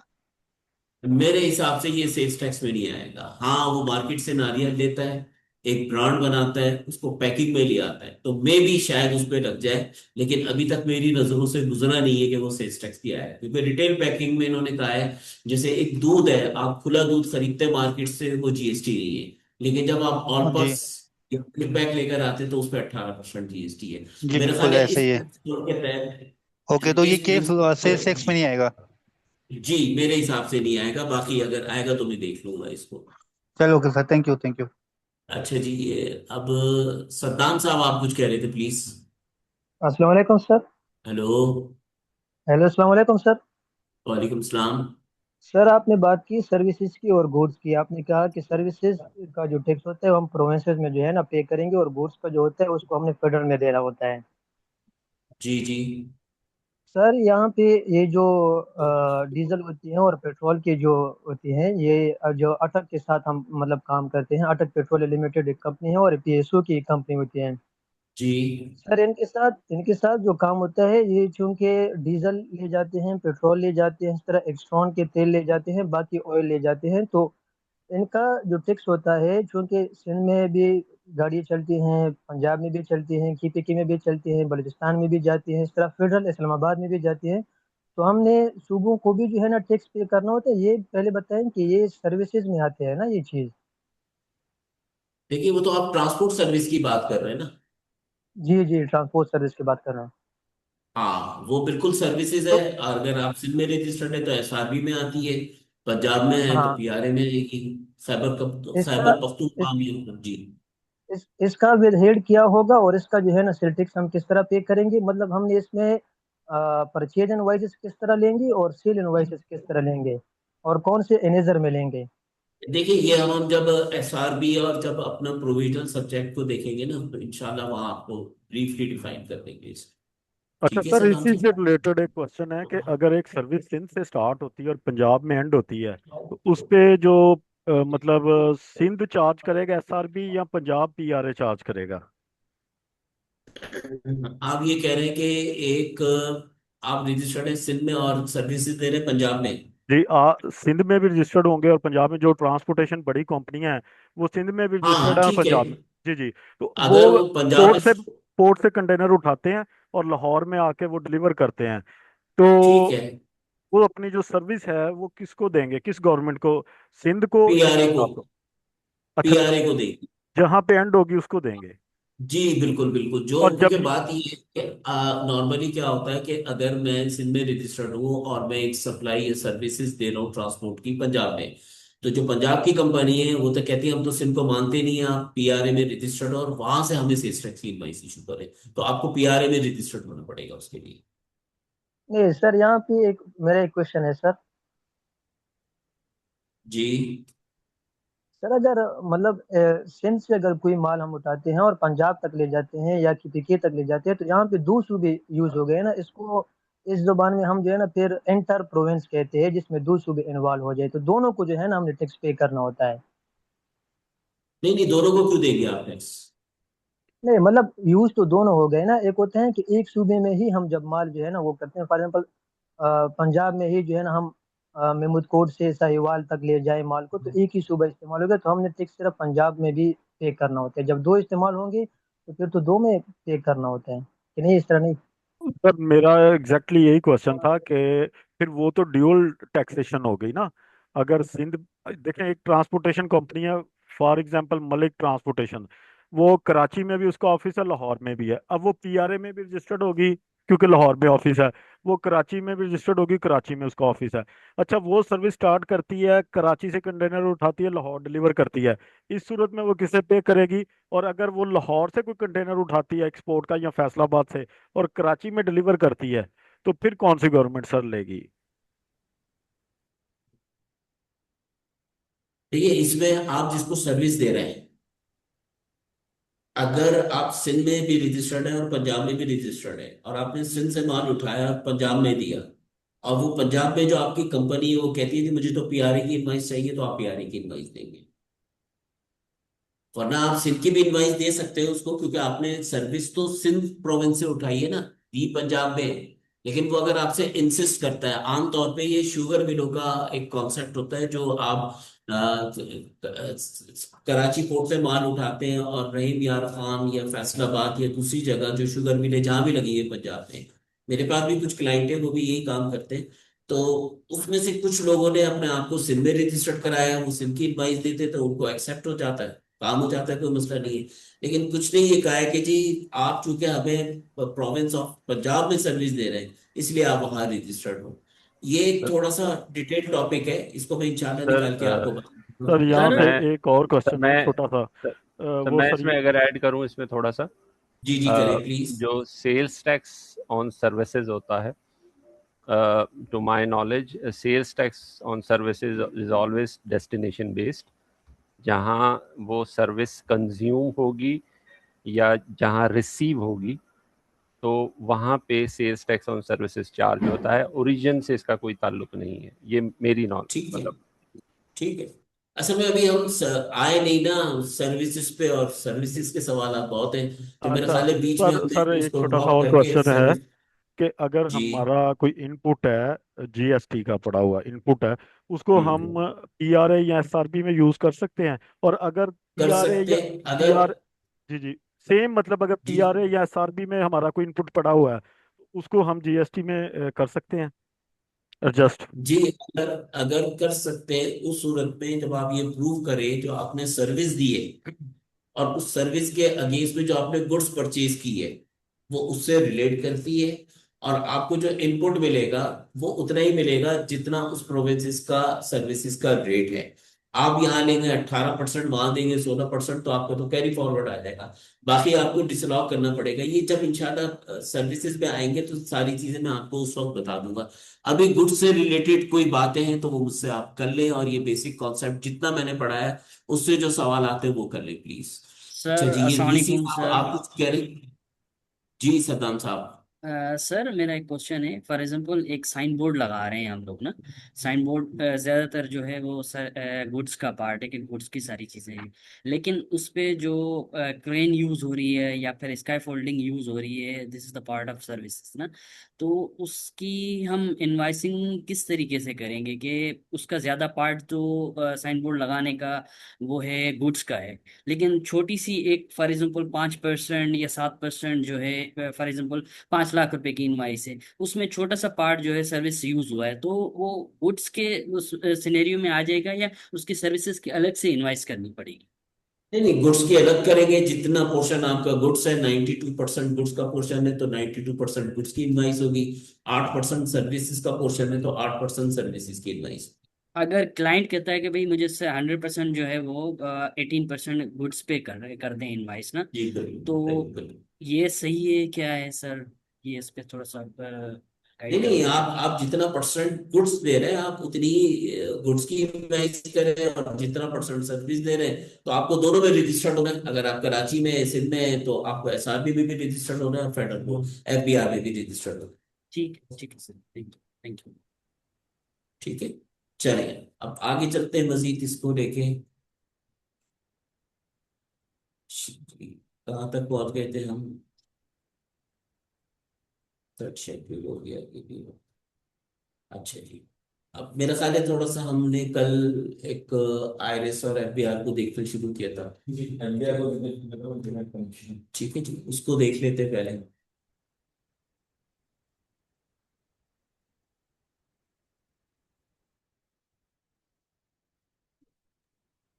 जी अब आ रही है बस। जी सर अभी आ रही है। जी जी, अब आ रही है आपकी अब आ आवाज। रही है, ठीक है जी। अब थोड़ा सा हम एफबीआर की वेबसाइट को देख लेते हैं, जिससे रोज हमारा वास्ता पड़ता रहता है, और हमें इसको देख लेना भी चाहिए और इसकी अंडरस्टैंडिंग भी होनी चाहिए। ये एफबीआर की अपनी वेबसाइट है, जिसमें ऊपर आप देखें कि फाइनेंस एक्ट 2026 लिखा हुआ आ रहा है। जब हम उसको क्लिक करेंगे तो पूरा फाइनेंस एक्ट हमारे पास आ जाएगा। अच्छा, इसमें मतलब एक्ट है, एक्ट को आप क्लिक करेंगे तो मैंने शायद कल बताया था। इसको जरा हम देख लेते, फिर हम थोड़ा सा ऑनलाइन वेरिफिकेशन की तरफ आते हैं। ये हमारा एक्ट है, right. Income tax ordinance subject तो नहीं है, देख लेते हैं, लेकिन ये भी अप टू डेट कब तक है? 20 फरवरी 2026 तक। ठीक है, हमारा सब्जेक्ट सेल्स टैक्स है, हम सेल्स टैक्स एक्ट को देख लेते हैं।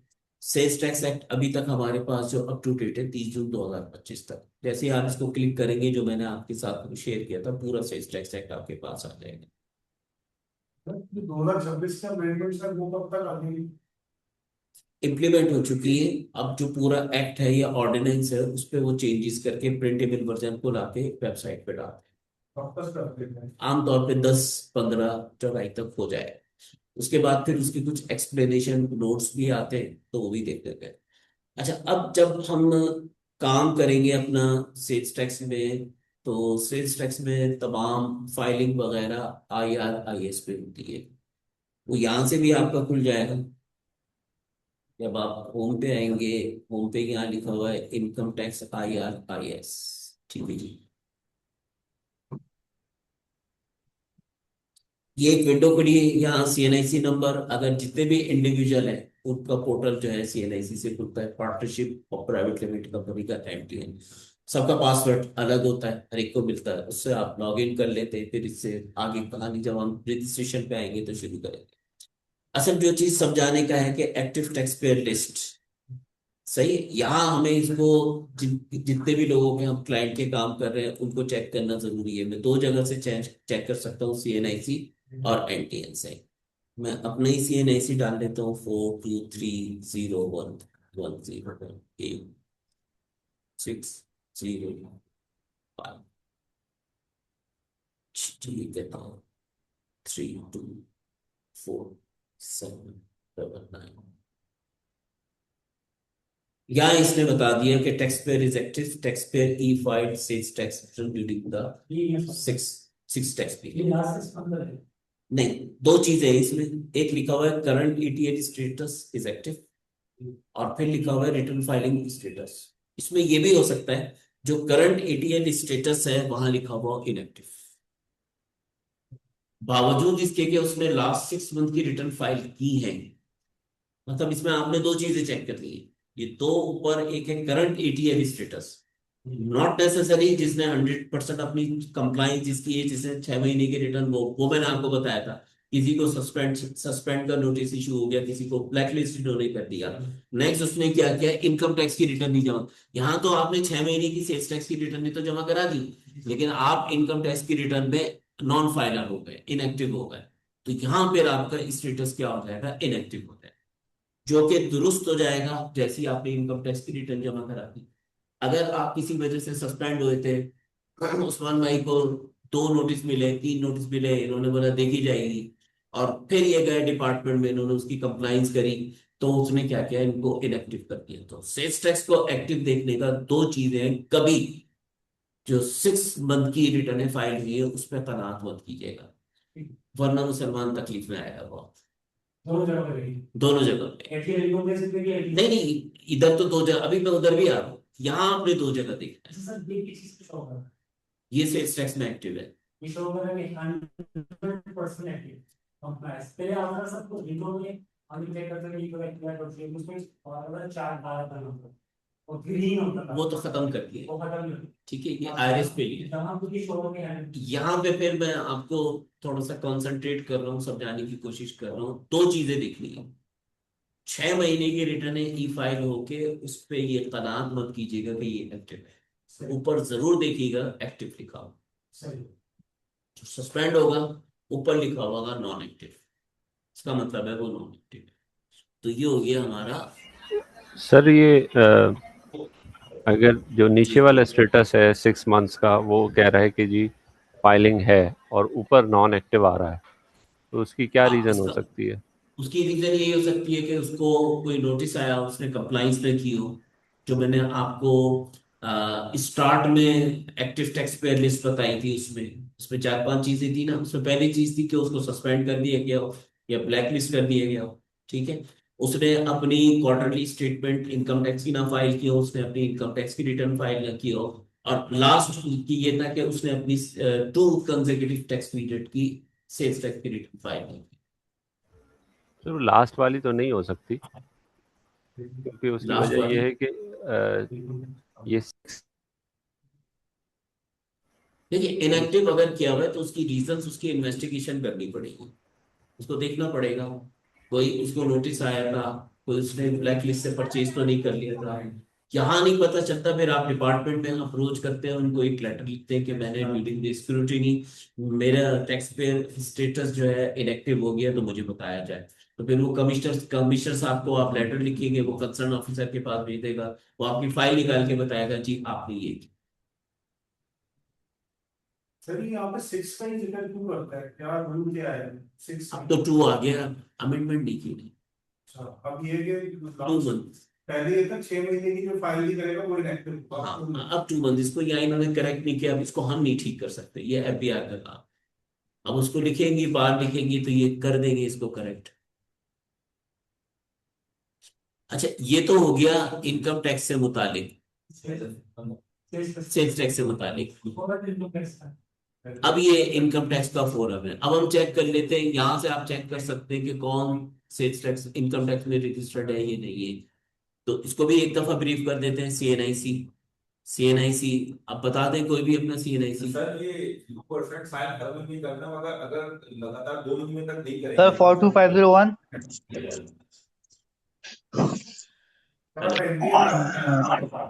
हेलो जी, सर लिख लें 42501 42501 4458 58 और सॉरी सर 4458 42501 नहीं 4458 4458 239 2339 2339। ठीक है जी, 113142।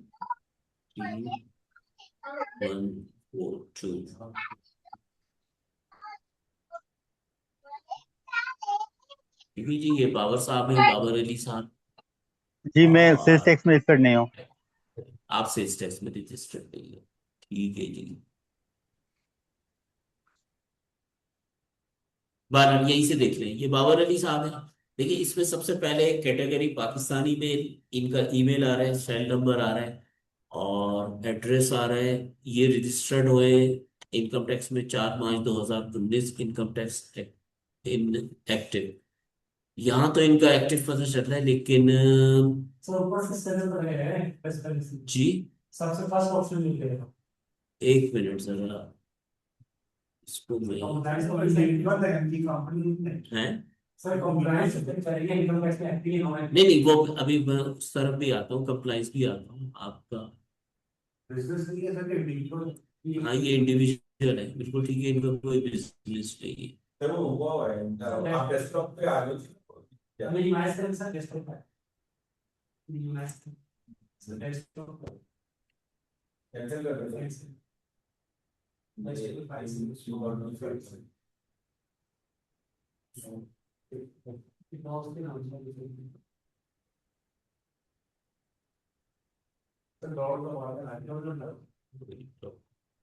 बीसी के पीछे कैंसिल कर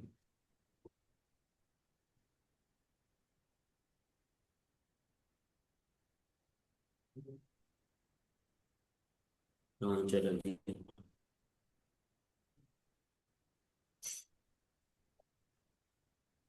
उसको 1 2 3 इंडियन कहता है।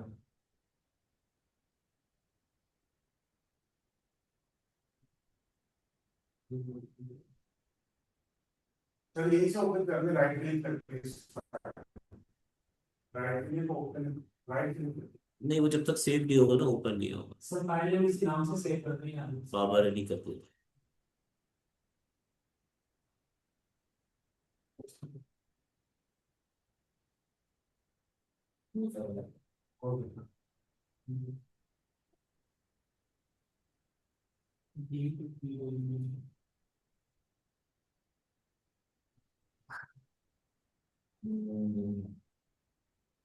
डेस्कटॉप पे नहीं होगा, दिखा रही कहीं और चला गया।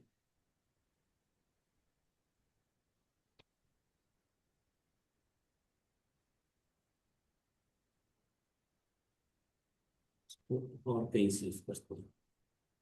सर ये स्क्रीन से समय है। नहीं नहीं, अभी यहीं से सर यहीं से अभी अभी हो जाता है, अभी हो इसी को राइट क्लिक कर दें, अभी यहीं से हो जाएगा। डेस्कटॉप यहाँ से राइट क्लिक कर।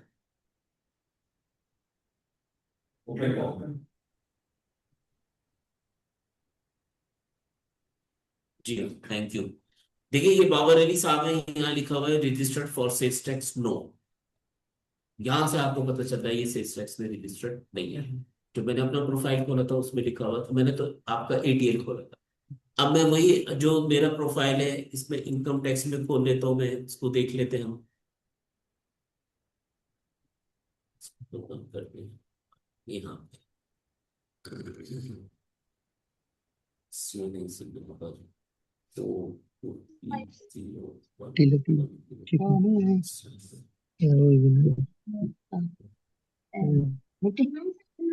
स्लाइम लगी माइक माइक प्लीज सब बंद कर दे है। जी। मैं तो बात नहीं करती। ले कपड़ा गीला करके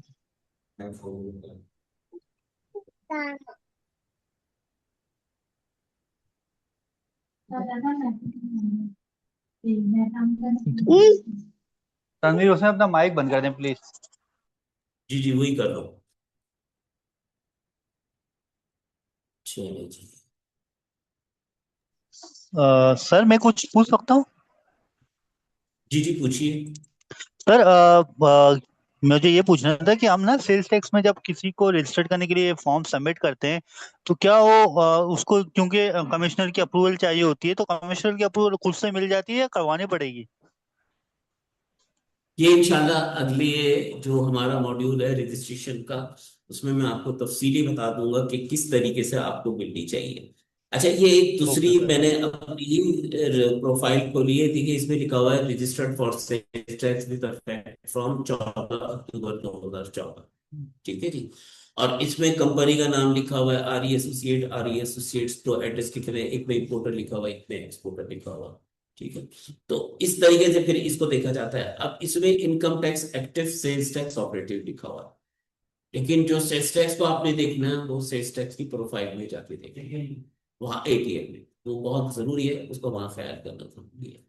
अच्छा, बाकी अब जो ये हमारा आईआरएस है, इसमें हमारे पास और क्या बच जाता है, कौन सी, ठीक है। बाकी इस आईआरएस के पोर्टल में आप और बहुत सारी चीजें चेक कर सकते हैं। नोटिस ऑर्डर की वेरिफिकेशन है, अपने सीपीआर की है, आपको कहीं से आईआरएस का नोटिस आया है, उसमें बार कोड होता है, बार कोड को डाल के यहाँ वेरीफाई कर सकते हैं। हाँ, सेल्स टैक्स में पहले ऐसा होता था कि वो एक उनके पास सॉफ्टवेयर था टेम्स, टेम्स से नोटिस इशू करते थे। तो जब नोटिस आता था तो नीचे बार कोड होता था, उसको भी आप वहाँ वेरीफाई कर सकते थे।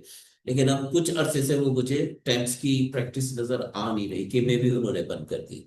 फिर आपको इनकम टैक्स का कोई एग्जाम्पशन सर्टिफिकेट मिला हुआ है तो यहाँ से वो भी चेक कर सकते हैं। इसमें सबसे पहले active tax payer list income tax है, यहाँ से आप इसी प्रोसीजर के तहत देख लेंगे कि इसका नाम एटीएल में है या नहीं है। अब इनकम टैक्स के तो बारे में बात की, फिर यहाँ एक्टिव टैक्स पेयर, अभी किसी ने मेरा ख्याल है आजाद जम्मू कश्मीर की बात की थी, तो यहाँ मौजूद है। ये पूरी लिस्ट है जो डाउनलोड हो जाती है, वो आप डाउनलोड करके देख लेते हैं। और कंप्यूटराइज पेमेंट से प्रॉपर्टी सर्टिफिकेट वेरिफिकेशन और फला फला फला। तो मेरे ख्याल है इसको कंक्लूड करते हैं, क्वेश्चन आंसर का सेशन शुरू कर देते हैं, अगर किसी के कोई क्वेश्चन ठीक है सर नेक्स्ट क्लास में। सेल्स टैक्स में जो रजिस्टर्ड होगा उसको हर महीने फाइलिंग करनी होगी, चाहे वो कुछ सप्लाई कर रहा है या नहीं कर रहा है, 0% पहले उसको शो करना है। देखिए, आप उस्मान साहब हैं, आप एक कारोबार कर रहे हैं, आज आपने ये 10 रिमोट बेचे, अगले महीने 20 बेचे, अगले महीने आपके पास कोई रिमोट नहीं था बेचने के लिए, तो आपकी क्या एक्टिविटी कहलाएगी, नील एक्टिविटी कहलाएगी। ठीक है, आप उसकी नील की रिटर्न फाइल करें। अगर नहीं फाइल करेंगे तो 10,000 रुपये सीधे हाथ से आपकी पेनल्टी लग जाएगी। सर हर महीने हर महीने। ये तो सर वो तो आप कह रहे थे ना कि 2 महीने में कर दिया उसको पहले, वो तो आपने नहीं जमा कराई, वो तो आप इनएक्टिव हो गए। अगर 2 महीने तक नहीं कराई तो वो 20,000 की पेनल्टी तो लगी गई आपके ऊपर, और 2 महीने बाद इनएक्टिव, और 2 महीने बाद ये इनएक्टिव, चीज है 6 महीने पहले 6 महीने। ठीक है जी। और क्या बात चीज चल रही थी, और अगर आपने क्या किया कि कुछ अरसे बाद आपने कहा जी आपका बिजनेस खत्म हो गया, तो उसके लिए ऑप्शन होता है नल रिटर्न का, NULL नल। तो आप नल रिटर्न फाइल करते हैं। नल में there is no activity, null का मतलब है business close, there is no business. जब तक डी रजिस्टर्ड नहीं करा लें। ये हमारा वैसे अगले उसका टॉपिक है, इंशाल्लाह उसमें देख लेंगे। ठीक है जी। पार्टिसिपेंट्स की तरफ से कोई क्वेश्चन हो तो प्लीज कर ले। सर मेरा क्वेश्चन था जी जो थर्ड शेड्यूल आइटम में आपने कहा था कि अगर इनएक्टिव है तो उस पे 5% जो है ग्रॉस पे हमने विदहोल्ड करना है। तो सर इसमें नहीं, मुझे वो मैंने अनरजिस्टर्ड से कहा। अनरजिस्टर्ड, अच्छा सर ठीक। अगर लेट से वो at the time of transaction वो अनरजिस्टर्ड था और वो ट्रांजैक्शन हो गई और सब्सिक्वेंटली वो रजिस्टर हो गया जिस वक्त आपने क्लेम करना है, तो क्या वो क्लेमेबल हो जाएगा, यानी एडजस्ट कर सकते हैं उसको हम 5% को? देखिए, अब 5% तो एडजस्ट नहीं हो सकता ना, 5% तो आपकी पेनल्टी है एक्चुअली, और वो अनरजिस्टर्ड की है। अगर आप रजिस्टर्ड हो गए तो आपने, इसका मतलब है आप fresh sales tax invoice issue करेंगे ना, तो जब इनवाइस इशू करेंगे तो जो जिसको आपने सेल किया है वो अपने एनएचएससी में उसको क्लेम करेगा, तो उसको तो 18% का इनपुट हो रहा होगा। अगर वो जिसको आपने सप्लाई दी, अगर वो सेल्स टैक्स का विथहोल्डिंग नहीं है, तो आपको कुछ भी विथहोल्डिंग करेगा। 5% तो एक्चुअली अनरजिस्टर्ड पर्सन के ऊपर है। नहीं सब अनरजिस्टर्ड पे, यानी आप पे एक तरह से उन्होंने पनिशमेंट कर दी कि आपने अनरजिस्टर्ड से सप्लाईज नहीं लेनी, इस वजह से आप पे पेनल्टी जी लगा रहे जी बिल्कुल। हैं। लेट मतलब से कि वो अनरजिस्टर्ड पर्सन। जमील अहमद साहब ने, जी मैं थोड़ा सा ब्रीफ करता हूँ। जमील अहमद साहब ने उस्मान साहब से माल खरीदा। जमील अहमद साहब सेल्स टैक्स में रजिस्टर्ड है, उस्मान साहब अभी सेल्स टैक्स में रजिस्टर्ड नहीं है। ठीक है, तो जमील साहब क्या करेंगे, 5% उस्मान साहब का डिडक्ट कर देंगे, और उस्मान साहब की कॉस्ट बढ़ जाएगी क्योंकि जमील साहब अपनी जेब से तो देंगे नहीं, और वो गवर्नमेंट को जमा करा देंगे। सिंपल। अब फर्ज कर लेते हैं ये ट्रांजेक्शन हो गई आज 5 जुलाई को। उस्मान साहब को ख्याल आता है, नहीं यार मैंने बहुत अनरजिस्टर्ड की ऐसे से काम कर लिया, मैं अपने आप को रजिस्टर्ड करा रहा हूँ। आज इन्होंने सोचा, कल इन्होंने रजिस्ट्रेशन फाइल की, और फर्ज कर लेते 15 दिन बाद इनकी रजिस्ट्रेशन हो गई, इसी महीने में हो गई 20 जुलाई को। तो ये लायबल है 20 जुलाई से सेल्स टैक्स इनवाइस इशू करने के, और ये लायबल है जुलाई की सेल्स टैक्स की रिटर्न फाइल करने के। तो ये 20 जुलाई से ट्रांजेक्शन करेंगे। आप इन्होंने तो आपको ट्रांजेक्शन की थी 5 जुलाई को, आपने इनके ऊपर पेनल्टी लगा चुके और 5% जमा करा चुके। चूंकि इनकी इनवाइस एज ए अनरजिस्टर्ड थी, इसलिए आपको कोई बेनिफिट था। हाँ, अब 20 जुलाई के बाद जिस तारीख से ये रजिस्टर्ड हो गए, अब ये सेल्स टैक्स इनवाइस इशू करेंगे, तो आप एलिजिबल होंगे उस इनपुट टैक्स के। ठीक ठीक है, हो गया सर। और सर ठीक एक है। इसी से एक रेलेवेंट और क्वेश्चन ये है कि अगर हम ब्लैक लिस्टेड से, यानी at the time of transaction वो ब्लैक लिस्टेड था या सस्पेंडेड था, यानी सॉरी उस वक्त वो एक्टिव था, लेकिन बाद में वो समहाउ ब्लैक लिस्ट हो गया या सस्पेंड हो गया, तो क्या वो ट्रांजैक्शन वैलिड होगी? यानी मैंने तो ट्रांजैक्शन कर दी, वो बंदा उस वक्त एक्टिव था, लेकिन बाद में वो किसी भी और एक्टिविटी की वजह से जिसका मुझसे कोई ताल्लुक नहीं है, वो ब्लैकलिस्ट हो गया या सस्पेंड हो गया, तो क्या वो ट्रांजैक्शन वैलिड रहेगी या डिपार्टमेंट उस पर एक्शन लेगा? देखिए, इसमें एक सेल्स टैक्स का सेक्शन है, सेक्शन 73। सेक्शन 73 अप्लाई होता है उन ट्रांजेक्शन पे जिसकी इनवाइस 50,000 से ज्यादा हो। तो मेरी एडवाइस ये होती है हमेशा कि चाहे ट्रांजेक्शन आपकी 10 रुपए की हो, 20 रुपए की हो, आप उसको क्रॉस इन ऑर्डर चेक से, जो आपका रजिस्टर्ड बैंक अकाउंट है, उससे उसको पेमेंट करें। आज आपने माल परचेज किया मिस्टर ए से, वो एक्टिव था अव्वल, तो मतलब उसके बहुत कम चांसेस है बाद में वो ब्लैक लिस्ट हो, क्योंकि सारा गवर्नमेंट ने यही उसको टटोल लेना है, उसको चेक कर लेना है। लेकिन अगर आपकी 73 की कंप्लाइंस है, और आपके पास उसके साथ उसका कोई डिलीवरी चालान वगैरह भी है कि उसने जो माल आपको भेजा उसका रिकॉर्ड भी रखा हुआ, और उसकी सेल्स टैक्स इनवाइस भी है, और आपने 73 की कंप्लाइंस भी की है, तो मेरा ख्याल है उसमें आपकी बचत हो जाएगी। जब आप ये कंप्लाइंस करेंगे तो डिपार्टमेंट आपकी ये बात मान लेगा। मैंडेटरी है सेक्शन 73 की कंप्लाइंस।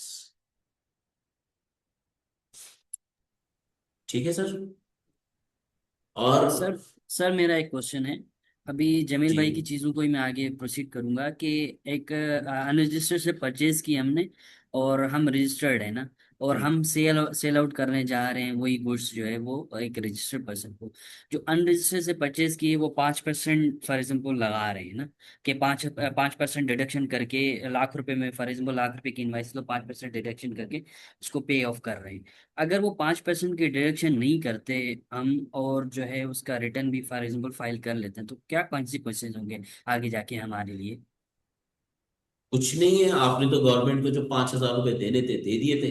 अब जिससे आपने 1 लाख रुपए का माल दिया, हो सकता है कुछ आपकी उसके अच्छे ताल्लुकात हो, आपने मतलब 5,000 रुपए में, मतलब आपको उसूलत तो उसके 95,000 उसको पेमेंट करनी चाहिए थी ना, 5,000 रुपए काट के। ऐसा ही है, पांच ऐसा ही है। हजार तो आपने बस अगर बस फॉर इसमें एग्जाम्पल कोई। मैं एक वो एग्जांपल ले रहा हूँ कि फॉर एग्जाम्पल 5,000 रुपये नहीं काटे हमने ना, और डिडक्ट भी नहीं किए और पे ऑफ भी नहीं किए एज अनरजिस्टर्ड जो है वो तो हमने जब ऑडिट जब। आएगा गवर्नमेंट खुद ले लेगी आपसे, with penalty, with default surcharge.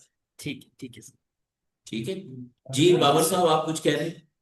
Ji sir, last time एक केस आया था, उस टाइप का था कि एक सरकारी कॉलेज था, उसने कोई परचेज की थी, ठीक है। तो जो परचेजर था वो रजिस्टर्ड नहीं था, तो उसने क्या कहा, रजिस्टर्ड नहीं था तो उसने सेल टैक्स डिडक्ट करके नहीं दिया, ठीक है, चार्ज नहीं किया। अब वो इशू, जो वहाँ के ऐड हैं उनको ये इशू आया था कि वो जो है ना खुद से 18% सेल्स टैक्स देना चाह रहे थे। तो मैंने उनको यही बताया कि भाई आप खुद से तो नहीं दे सकते अभी, क्योंकि आप रजिस्टर्ड नहीं है। तो इस सिनेरियो में क्या बनता है कि जो है ना एक अनरजिस्टर्ड सप्लाई कर रहा है गवर्नमेंट इंस्टीट्यूट को, और इंस्टीट्यूशन का जो स्लिप है उस पे सेल्स टैक्स उनको देना चाहिए, लेकिन यहाँ पे दोनों मामलात ये हैं कि दोनों रजिस्टर्ड नहीं है। देखिए वो विथहोल्डिंग एजेंट बन गया ना, जो हमने 11 शेड्यूल देखा था, उसके तहत उसको जी तो पूरा 18% ही डिडक्ट करना था, जी, क्योंकि वो लेकिन वो नहीं रजिस्ट्री किया नहीं क्योंकि वो रजिस्टर्ड नहीं था, तो वो सप्लाई भी रिकवर रजिस्टर्ड नहीं था। जी एफबीआर रिकवरी कर सकती है। अच्छा, ये किससे रिकवरी करेगी, आप जो सप्लायर है उससे नहीं, जिसने जिसने सप्लाई परचेज ली, किया है, जी जी जिसने ली जिसने उससे परचेज, रिकवर कर सकती है। चलो क्योंकि okay sir, thank violation you. तो उसकी है। ठीक है। जी वायलेशन अच्छा हुई जी, है, वायलेशन तो हुई है। जी जी कुरैशी साहब। जी थैंक यू सर। मेरी एक रिक्वेस्ट है, जैसे बहुत सारे लोग तो यहाँ पे माशाल्लाह सेल टैक्स बैकग्राउंड से हैं, लेकिन मेरी एक रिक्वेस्ट है कि अभी 10 तारीख भी आने वाली है, तो एक रियल टाइम में अगर आप सेल टैक्स रिटर्न फाइल करें, भले इस महीने या नेक्स्ट मंथ तक हमारी क्लास चलेगी, तो जो रियल टाइम में सबमिशन होगा वो समझ में आ जाएगा। बेसिकली ऐसा होता है, मैं पहले भी स्टूडेंट था, कि ड्राफ्ट के तौर पे हम चीज़ें सेव करते हैं, लेकिन सबमिशन के कुछ अलग कॉन्सिक्वेंसेस होते हैं और ड्राफ्ट के कुछ अलग होते हैं। तो ये मेरी एक रिक्वेस्ट है, अगर आप देख लीजिएगा जब सबमिशन का टाइम आए, क्योंकि अभी ये सीज़न भी है और आपके क्लाइंट्स भी होंगे, तो किसी भी एक का अगर आप रियल टाइम में हमें सबमिट करके दिखा दें। ठीक है, इसकी कोशिश कर लेते हैं। मैं एक मिनट देख लूँ हमारा कोर्स का स्केड्यूल क्या है। नेक्स्ट हमारा जो मॉड्यूल है वो अस्सलाम वालेकुम। मेरी क्लास के मुताबिक हमारी सेल्स टैक्स की रजिस्ट्रेशन है। जी सर, इसी से रिलेटेड मेरा भी एक क्वेश्चन है। एक मिनट जरा प्लीज, एक मिनट जरा। जी जी, सर। अगली सेल्स टैक्स की रजिस्ट्रेशन सेकंड मॉड्यूल है, और थर्ड मॉड्यूल सेल्स टैक्स की रिटर्न है। तो मेरा ख्याल है हो जाएगा, मैं आपको ब्रीफ कर दूंगा अच्छा। जी सर।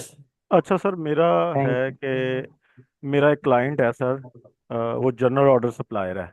ये जैसे भाई ने बात की, वो कॉलेज को किसी ने सप्लाई दी, तो उनका काम भी जी जी सेम जी ऐसे ही जी है, जी। जनरल ऑर्डर सप्लायर है वो। अच्छा सर, मैं चाह रहा था कि आप हमें जो 12 मंथ की सेल टैक्स की रिटर्न है, इसमें से हमें इनकम टैक्स की, मतलब वो क्लाइंट पहले मेरे पास नहीं था, अभी मेरे पास आया, उसकी ऑलमोस्ट सारी रिटर्नें जो है पिछले किसी उसके जो बंदा था लॉयर, उसने की हैं। अब मैंने उसकी इनकम टैक्स की रिटर्न फाइल करनी है, तो मुझे उसके 12 मंथ की जो है सेल टैक्स की, उसको देखते हुए इनकम टैक्स की रिटर्न तैयार करनी है।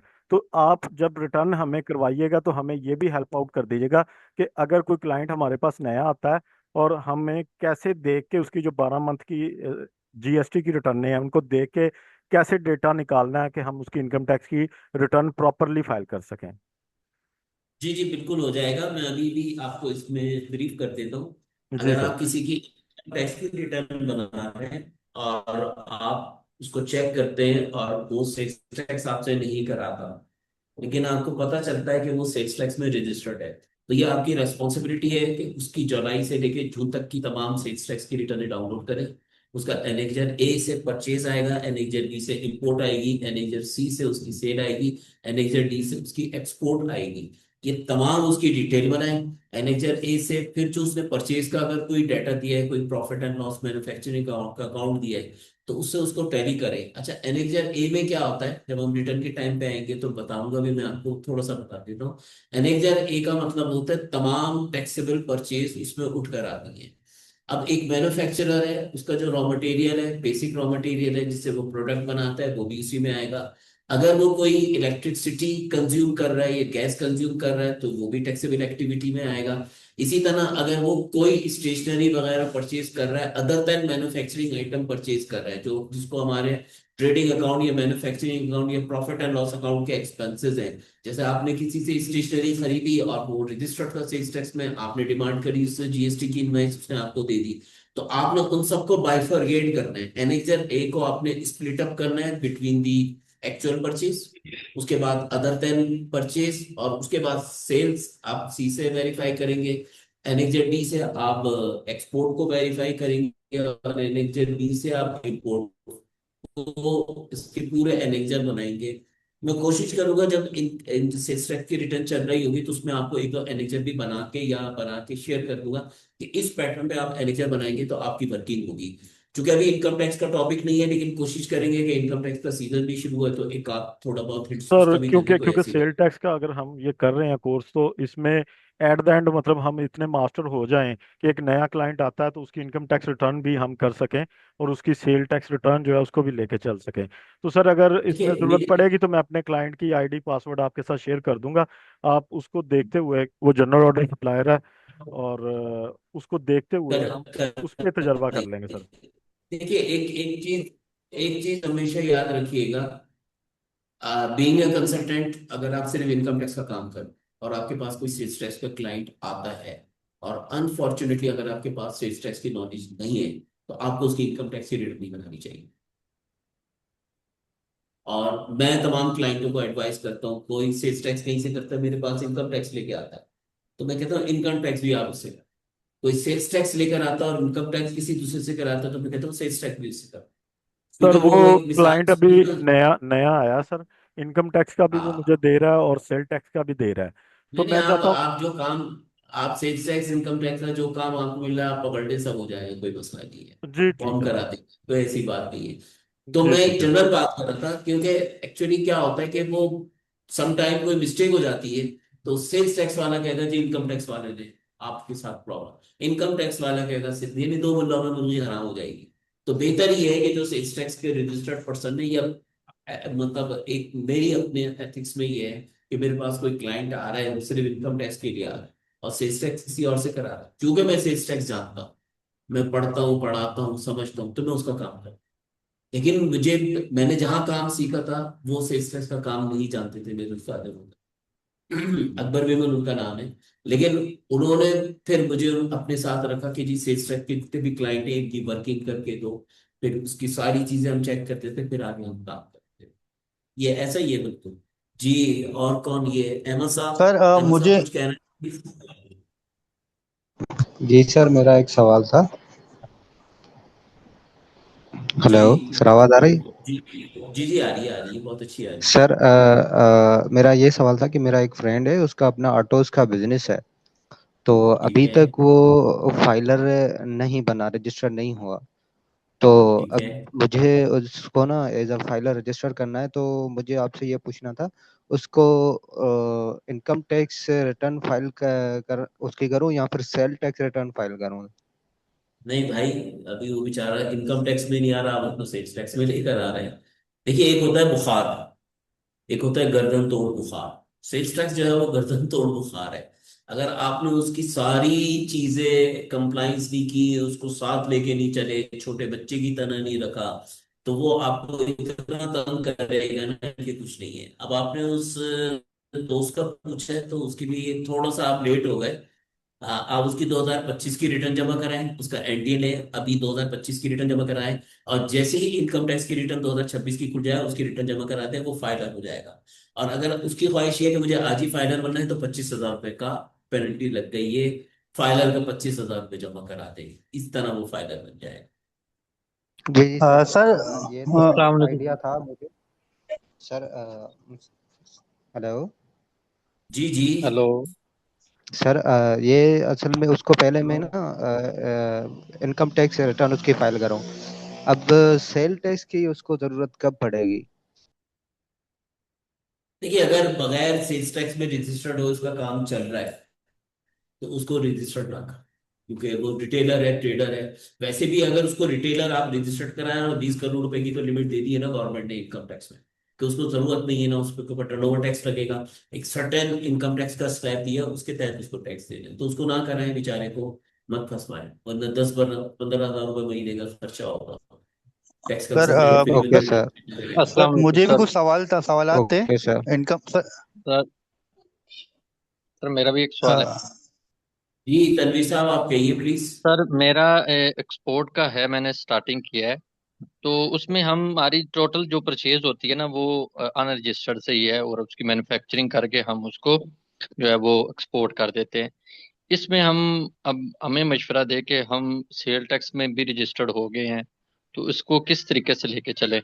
आप क्या क्या कौन कौन सा आइटम एक्सपोर्ट करते सर हैं? स्पोर्ट्स वेयर का है, क्या है सॉरी? सियालकोट से। Sports ware. सियालकोट? जी जी। नहीं नहीं नहीं, आइटम मैं समझ नहीं पाया आपके। स्पोर्ट्स वेयर हैं ये जो football. Sports wear, sports wear. देखिए जो स्पोर्ट्स वेयर आप बना रहे हैं तो आप उसका रॉ मटेरियल कहाँ से परचेज करते हैं? अनरजिस्टर्ड से है, लोकल मार्केट से जो है। तो आपको कोई सेल्स टैक्स में रजिस्टर्ड पर्सन वो प्रोडक्ट नहीं दे सकता या इनवाइस नहीं दे सकता? हम्म। नहीं, हम तो टोटल एक्सपोर्ट है, लोकल जो है वो उसकी सेल्स है ही नहीं हमारी, टोटल एक्सपोर्ट्स का है। तो फिर आप जितना भी अनरजिस्टर्ड पर्सन से माल परचेज कर रहे हैं उसका 5% डिफरेंट कर रहे हैं आपकी सेफ्टी के लिए। यानी यहाँ पे आप एक जो प्रैक्टिकली होता है, आपको पता है कि मार्केट के अंदर तो ऐसा जो लोकल परचेज है वो तो ओपन मार्केट में काम कर रहे होते हैं, वो तो जो प्राइस है वो उनसे सेटल होती है, वो बाकी लेते जो हैं। जो ऐसे एक्सपोर्टर हैं वो माल अलग जगह से खरीदते हैं, बाकी इनवाइसेस दूसरी जगह से अरेंज कर देते हैं और फिर रिफंड ले हम्म। लेते हैं। तो ऐसी कोई सेटिंग है तो ठीक। वो कर सकते सही। हैं। ठीक सर है मेरा एक सवाल था इनकम टैक्स के हवाले से। हेलो। जी। जी जी बोले प्लीज। सर सर मेरा एक इनकम टैक्स के हवाले से सवाल था कि एक शॉप है, दो भाई चलाते हैं, ठीक है, वो एओपी में रजिस्टर्ड नहीं है, क्योंकि जो इनकम है टोटल बिजनेस का टैक्स तो उसी पे लगेगा ना सर। फॉर एग्जाम्पल 12 लाख रुपए कमा रहे हैं तो टैक्स 12 लाख रुपए पे कम लगेगा, जी तो जी दोनों तो पे डिवाइड देता होकर ही 6-6 लाख रुपए। नहीं नहीं तो दोनों का एनपीएल है, दोनों के रिटर्न जमा कराएं, 6-6 लाख रुपए हो जाएगा। अच्छा, ठीक वो है। उसमें कोई इशू नहीं आता ना फिर, इस तरह अगर हम इन दोनों का रिटर्न फाइल कर रहा हूँ 6-6 लाख रुपए का। जी जी कर दे कोई मसला नहीं है। जी तनवीर साहब आप कुछ कह रहे हैं प्लीज। वीसी साहब इनका भी हैंड रेज है, ये तो मेरे ख्याल है कल से ही हैंड रेज है जी। सर वो सस्पेंड और ब्लैक लिस्ट में सर मतलब मंथ्स का फर्क होता है कि नहीं लॉ का है, सबसे पहले वो सस्पेंड करेगा, अगर आपने सेटिस्फाई करेंगे तो रिस्टोर कर देगा। अगर पंद्रह उसके लिए एक हफ्ते के अंदर कमिश्नर पाबंद है आपको ब्लैक लिस्ट का नोटिस देने। वो ब्लैक लिस्ट का नोटिस देगा, आपसे 15 दिन के अंदर उसकी कंप्लाइंस मांग आपसे जवाब मांगेगा। आपने जवाब नहीं दिया तो वो ये सस्पेंड की कार्रवाई के बाद पहले सस्पेंड हो फिर ब्लैक लिस्ट हो। नहीं, जो अनरजिस्टर्ड से परचेज है, जो आपने बताया कि अनरजिस्टर्ड से कोई परचेज कर रहे हैं 5,000, जैसे उन्होंने किसी करके मार्केट से माल खरीदे, प्रैक्टिकली देखा जाए मार्केट वाले तो अपने पैसे पूरे चाहिए उनको। 5% डिडक्शन का मतलब है कि हम 1 लाख का माल ले रहे हैं तो अपनी जेब से 5,000 उनके नाम के एफडीआर को देते हैं।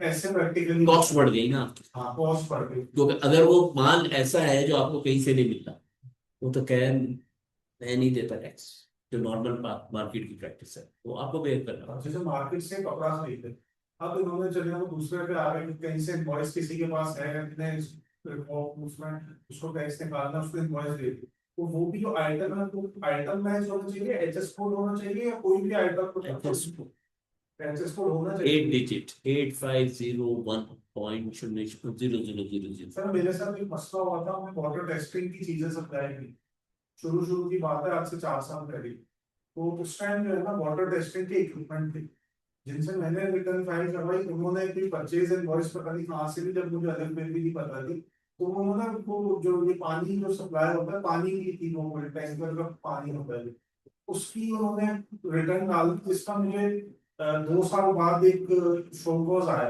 नोटिस, और उस शोकॉज नोटिस में शायद उन्होंने जिससे वो इनवॉइस की थी वो ब्लैकलिस्ट पर गया था, तो वो मुझे आ गया।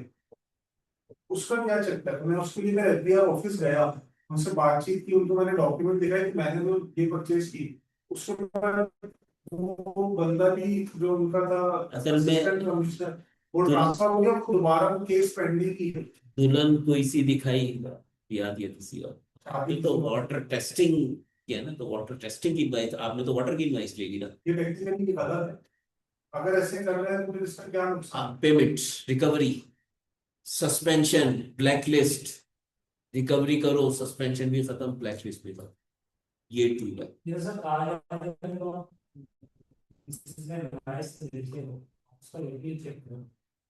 नहीं, सबसे पहले तो अब आप ये चेक करें कि साहब परचेजिंग मैं रिमोट का काम कर रहा हूँ तो मुझे इनवाइस भी रिमोट की चाहिए।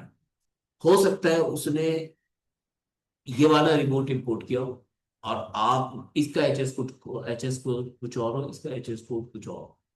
उसने ये इंपोर्ट किया और आपको सप्लाई ये दी। हो सकता है उसने आपको इस एचएस कोड की इनवॉइस दी। हो सकता है 8504 उसकी बेसिक जो फैमिली है वो वही हो, आखिर के डिजिट्स में चेंजेस हो, उसमें भी आपको प्रॉब्लम। सर वो इनको छोड़ना पड़ता है, मतलब आप उसको प्ले नहीं कर सकते। लेकिन आप जो आगे सप्लाई कर रहे हो उसके भी तो परचेज करना पड़ेगा ना। अच्छा सर, ये जो एचएस कोड आपने भी डिजिट्स बताया, ये जो 8 डिजिट है, शुरू को 4 फॉलो करना है या 2? अब 8 करनी पूरे 8 तक जा जी। प्रॉब्लम यही तो है। काफी ऐसे आइटम है जो जैसे एचएस कोड अगर देखिए अब इसमें जो सारी बचत है वो मैन्युफैक्चरर की है। जिस एचएस कोड में जो उस फैमिली से मुताल्लिक है तो उसको कोई प्रॉब्लम नहीं। अदर देन मैन्युफैक्चरर है, डीलर है, डिस्ट्रीब्यूटर है, होलसेलर, उसके लिए तो प्रॉब्लम ही खड़ा। देखिए सर, एक एचएस कोड की कोड सर उनमें आखिरी एक अदर होता है, अदर में फिट कर देते हैं। ये वो बीच में किसी में रिटर्न के टाइम पे एनएचआर ए और बी को इंशाल्लाह बोल के पी। सर बी वाला होल्डिंग है, सामने वाला सप्लायर आईएस है, उसको गेट करता, अगर उसको आईएस का प्रोसेस जमा सारा आईएस का सपोर्ट ना अदर्स वगैरह जमा पे आ रही गलत है। गलत है। आपने ये एक्सेस को निकालना है पूरे जो उसका प्रोफाइल तो इनवाइस में होगा ना।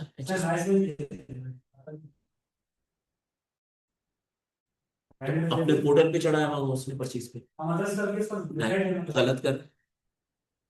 आपके उस परचेज में एचएस कोड तो आ रहा होगा ना। सर इनपुट ले नहीं कर रहे हम, से सीट कमा नहीं कर रहा उसका अब रिटर्न में आएगी ना फिर इसको भी। ठीक है सर, एक आपने सवाल समझे जी। जो आपने बताया अनरजिस्टर्ड से परचेज कर रहे हैं तो 5% टैक्स काट, एक तरह से फायदा नहीं किसी की जो परचेजर है या मैन्युफैक्चरर परचेज कर रहे हैं ट्रेडर कि वो अनरजिस्टर्ड किसी भी नाम पे चढ़ा दे परचेज करके, उसका 18% पिशावर से सीएनआईसी मंगवा ले, आप ये कहना चाह रहे आप कहीं भी गाँव देहात के उसमें पावर काट के काट। चले बहरहाल हम इसको कंक्लूड करते हैं। हो सकता है, सब कुछ हो सकता है। ये बात नहीं है, हमने भी बहुत पिशावर से मंगवाए थे सीएनआईसी। बहरहाल आज का सेशन कंक्लूड करते हैं।